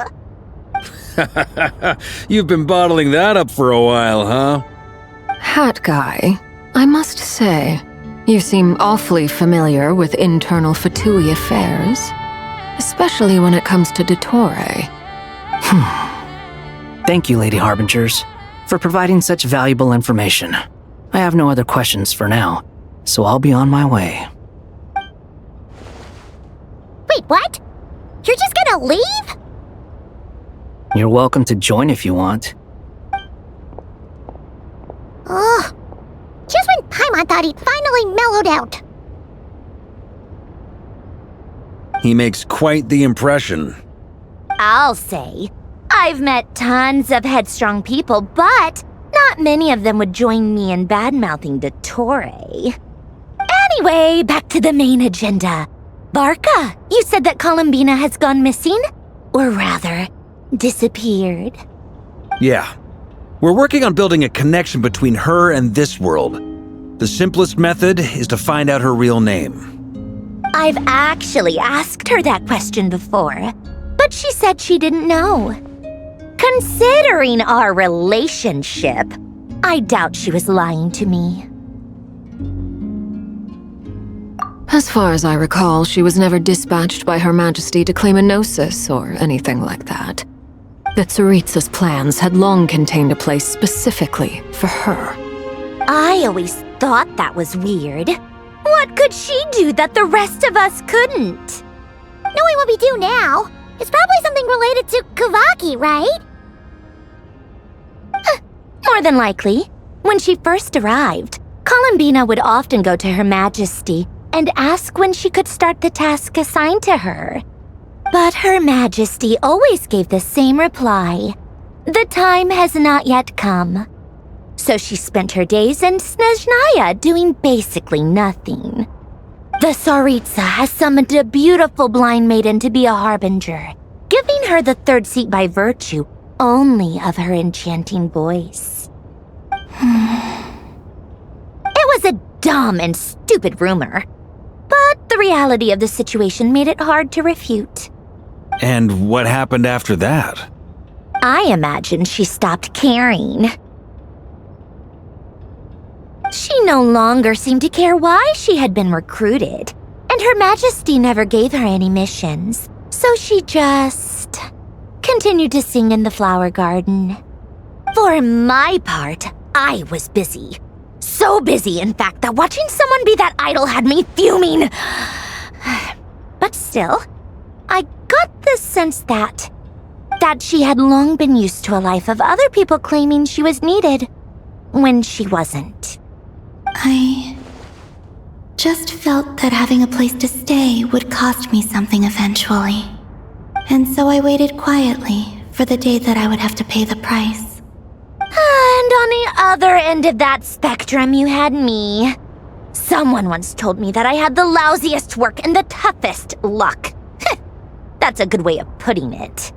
I forget who said it, but those words have always stuck with me.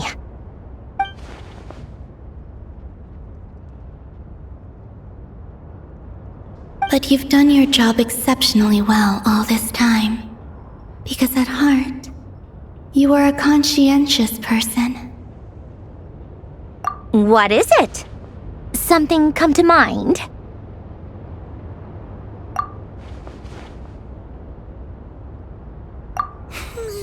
That makes sense. Nothing screams you are needed like your name shouted from across the town. Well, good luck with it. But if you ask me, Columbiне is still the most shoutable name. I'm just so used to it now, after all the arguments we've had. I can't be bothered trying to remember another name for her. Nor I. Sandrone. Harlequino.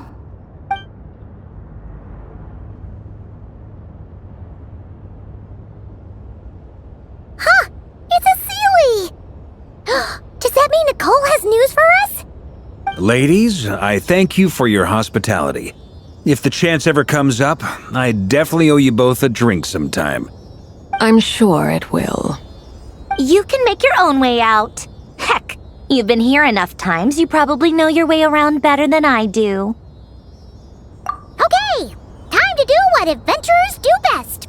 Follow that Sealy!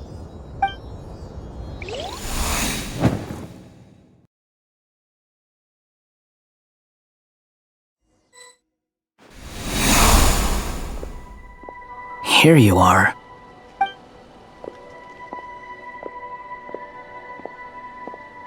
Oh, hat guy. How come you're back so soon? Did things go all right with the Fatui? Fine. Dotori's been summoned home by the Tsaritsa. Couldn't get much more than that. How about you? Any progress with the investigation? Unfortunately not. We've tried everything. Different phantoms, different locations, different points in history. But the results were the same each time. Abyssal monsters roaming the land. People crying out in despair, with no hope of being rescued. Every time I see it, I can't help but think, is this what it was like in Mondstadt when Dragonspine Durin attacked? And if I fail in the task I've been given, will I create yet another tragedy? That's just meaningless speculation. When we encountered similar phenomena previously, I tried to interfere with those illusions, using sounds and lights to guide them. However, we could not change their fates. At most, we were able to extend their existences. The events of the past are like fate that has been written into Irminsul. There isn't a living thing in Teyvat that can escape its past. But Miss Alice instructed us to try to find ways to change the outcome that these phantoms face. It's an impossible task. Can't you just refuse? Since she asked us to do this, I feel like it can't truly be impossible. Or if it is, well, mages can make the impossible possible. I could not have been born as Durin otherwise. But you also said that your past 39 attempts were fruitless. That's true. But you're still going. Yes. After this many futile attempts, surely you realize that you're not doing this because you still believe what some mage told you. It's because you want her hypothesis to come true. It's something you wish for deep inside. So, think for yourself about what you want to do. As long as you don't believe it's futile, it isn't. Yeah. Previous experience indicates that we cannot touch the phantoms, which limits the effectiveness of our interventions. If we want to clear this hurdle, we need to break this rule somehow. Same thought here. Following the same rules means repeating the same failures. reducing ourselves to mere playthings of fate. So you mean we need to figure out a way to make contact with them despite knowing that we can't? Yes, and I suspect that's something only you are capable of. Everything in Teyvat is logged in Irminsul, but the withering that once occurred in Sumeru was a sign that the great world tree was being corrupted.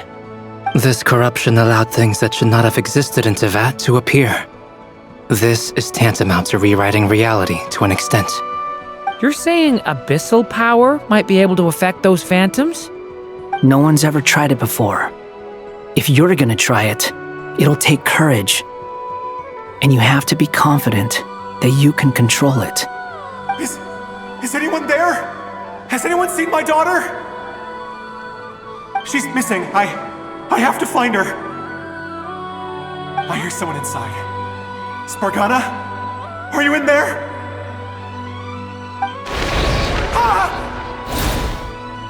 If I can use my abyssal powers to warn him that there is danger here, maybe it'll change his decision.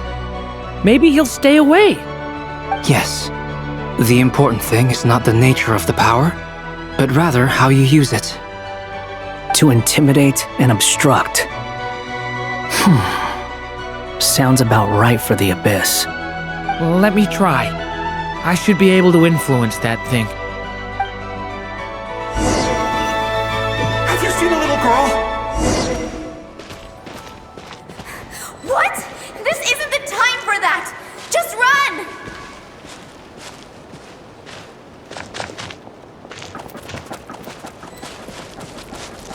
I hear someone inside. Spargana? Are you in there?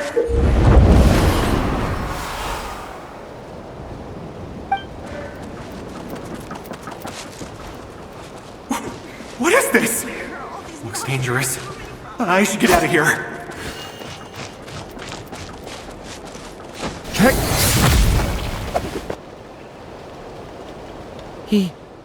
He really left. Ha! We did it! Don't celebrate too soon. Follow him.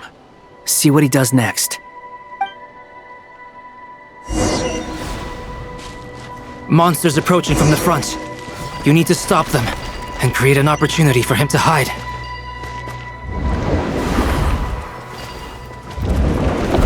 No! There's monsters ahead!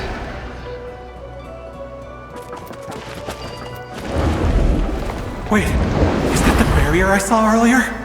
Why is it appearing now? It's as if someone's controlling it.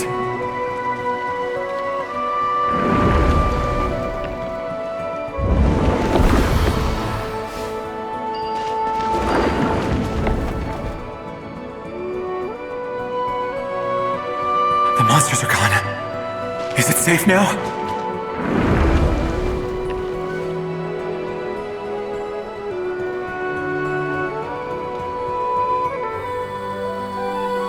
Barrier's gone too.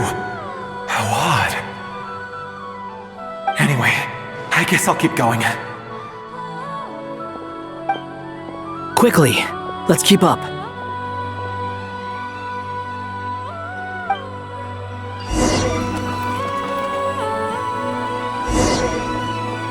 Wait, there was someone else here? Don't go any further. We've got anti-monster traps laid out everywhere. But my daughter must just be up ahead. I have to go. This way's blocked.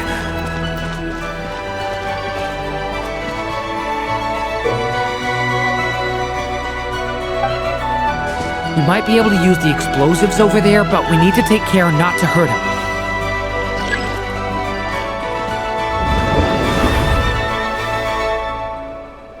I'll use the barrier to keep him at a safe distance. This barrier seems to be helping me somehow.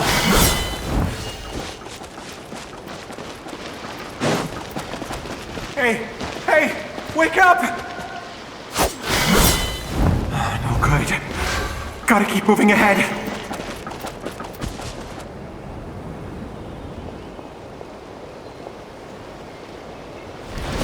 So many monsters! There's still a chance, Durin. Use the traps.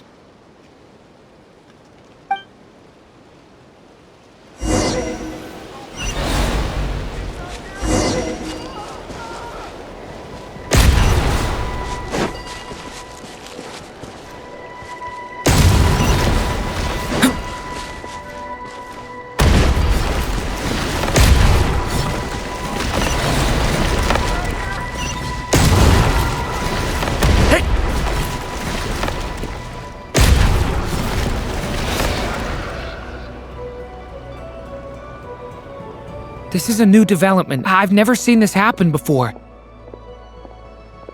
We might just be able to save this person.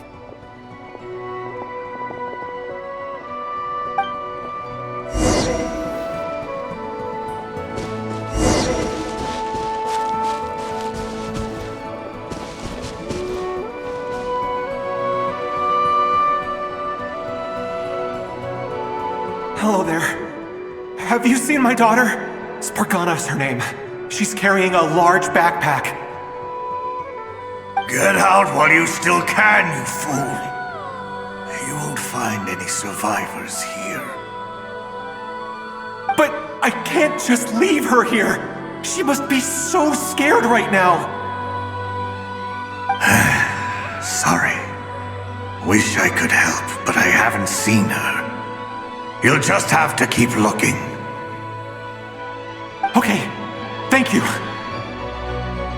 If I do find her, I'll get her to shelter and come back for you. Don't bother. I've got nowhere left to go.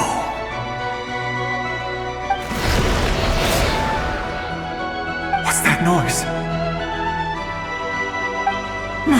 Monster! No, if he goes inside, he'll be walking into a trap. Let's try this once more. This time, we have to stop him.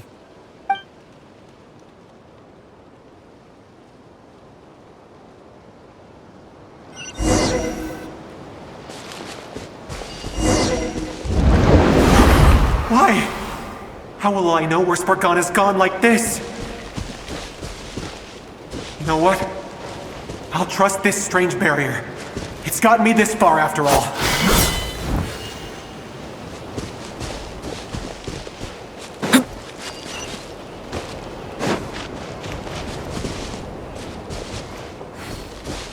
Spargana, are you there?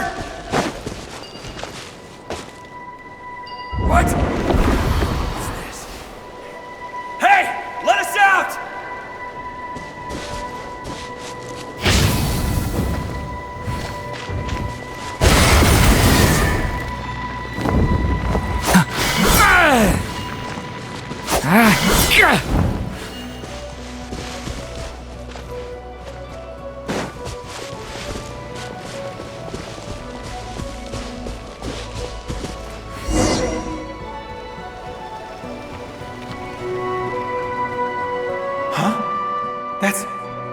That looks like one of my daughter's books! Thank you! Thank you! Yes, it's one of hers for sure! That's her name on it right there! She left her backpack here!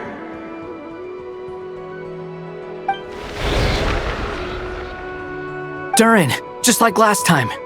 Use the explosives.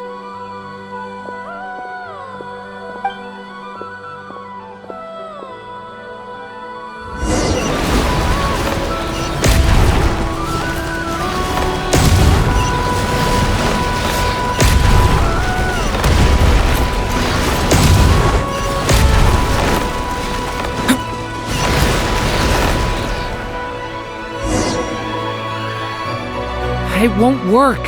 There's not enough left. If he makes it in, he'll die. But then, this clue could be the key to him finding his daughter. It might not be the only one. Better he misses that clue than loses his life. I guess so.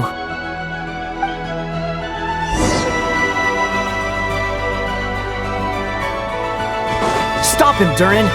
We can't let him get any further in. That's my daughter's book! She's passed this way! Why? Why won't you let me go in? I've searched and searched and searched just for this! But how will I find her without any clues? I no longer have anywhere else to go.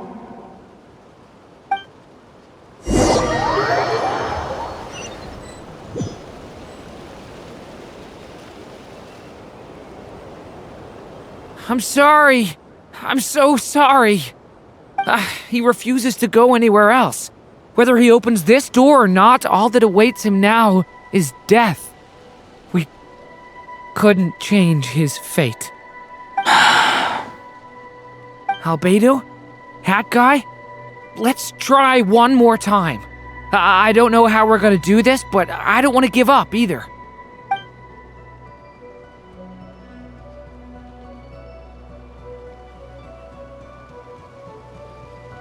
Why am I here? What's going on? All these scenes running through my head. Where are they from? Huh? What's going on? His reactions have changed. How many times have I... What's happening to me? Huh? Wait. Who are you? You can see us now? I feel like I always could, but that I only just realized you were there. I'm sorry, I don't know how to describe what I'm feeling. But you were the ones guiding me using that marked barrier, right? I haven't done anything yet, but those monsters, those deaths, they feel like memories. Like things I really did experience. I won't find my daughter. In fact, I'll ultimately die trying to find her. Isn't that right? No, it isn't. Yes, it is. Even so, we're trying to find a way out of this. You've not seen my daughter either, have you? It seems she really isn't here.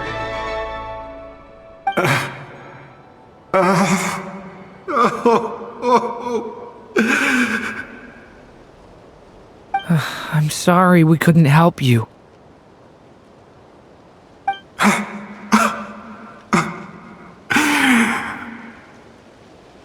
I'm just tired.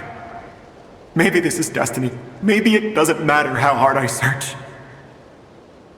How long do I have left? Experience says 15 to 20 minutes. 15 to 20. Thank you for all your help. Let's rest a while. You look exhausted too. Now's not the time for you to start pitying us. It's not pity. I'm just realizing that I've only got 10 or so minutes left. You know?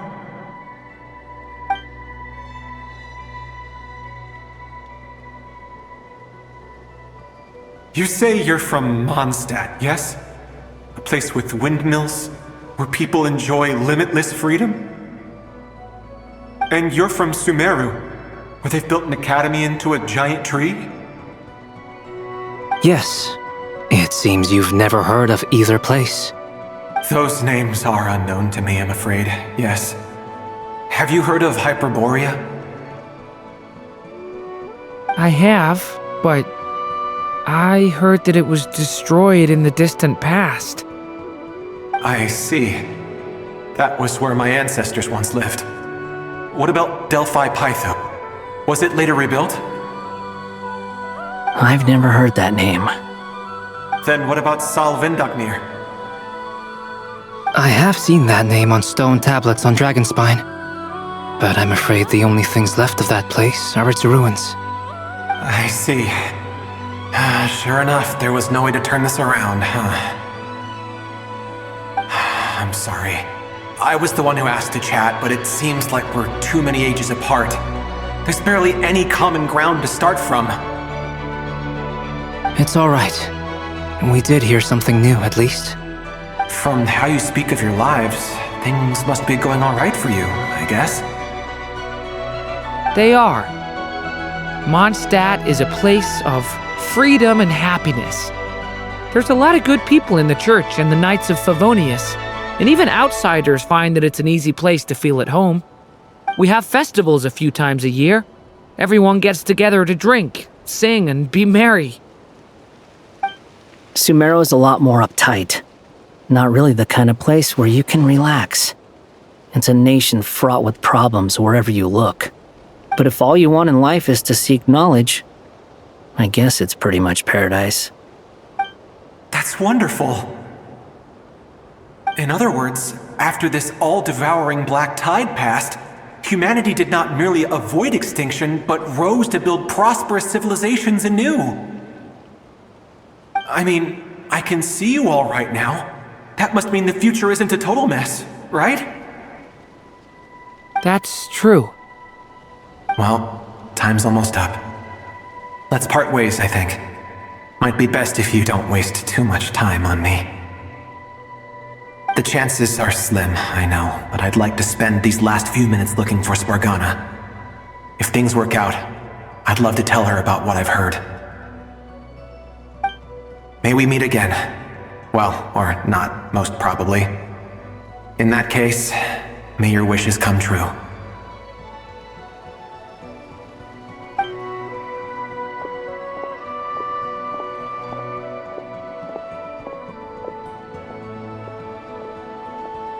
He's gone.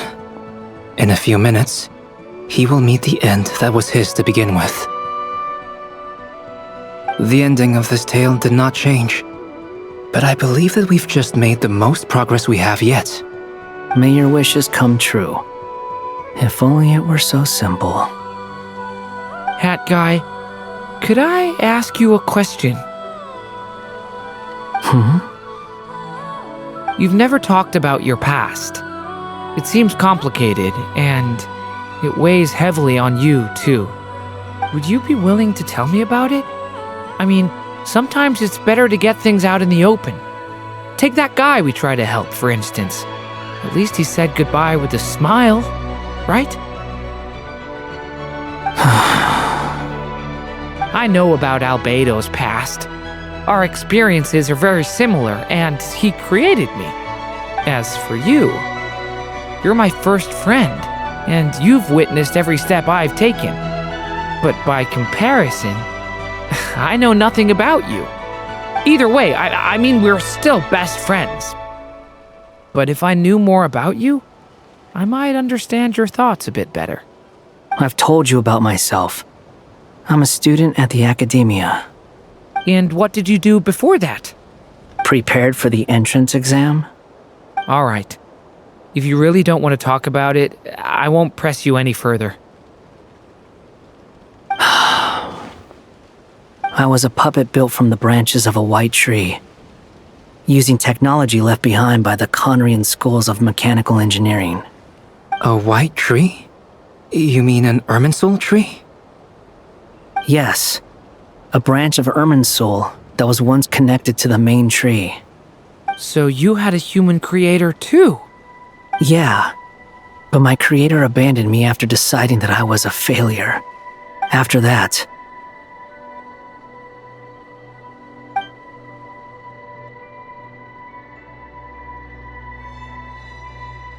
Durin, resisting the influence of the abyss, suppressing the urge to destroy, trying to do the right thing. None of these things are easy, but no matter how hard they are, trying to rewrite past wrongs is far harder.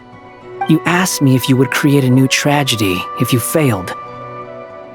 I told you there was no point speculating about that, but the real answer is, yes, you absolutely will. That guy. But at least you've got people here to help steer you away from the wrong path. So, just keep aiming towards the light. I will. I promise. All right, break time's over. Hello, Durin speaking. Hello, friends, it's me. What have you been up to, I'm detecting some unmistakable fluctuations here at the border. The amplitude isn't particularly high, but they're completely different signals from the ones before, and the scale is comparable to those I've detected previously. Alice, we were unable to save that person. However, he appears to have retained a portion of the memories gained through that cycle, and was able to hold a conversation with us. I see. Well, that is rather odd indeed. It definitely merits further attention. Could I trouble you to keep trying the same approach? I need to gather some more data. Counting on you. I should probably have Nicole come and check this out as well.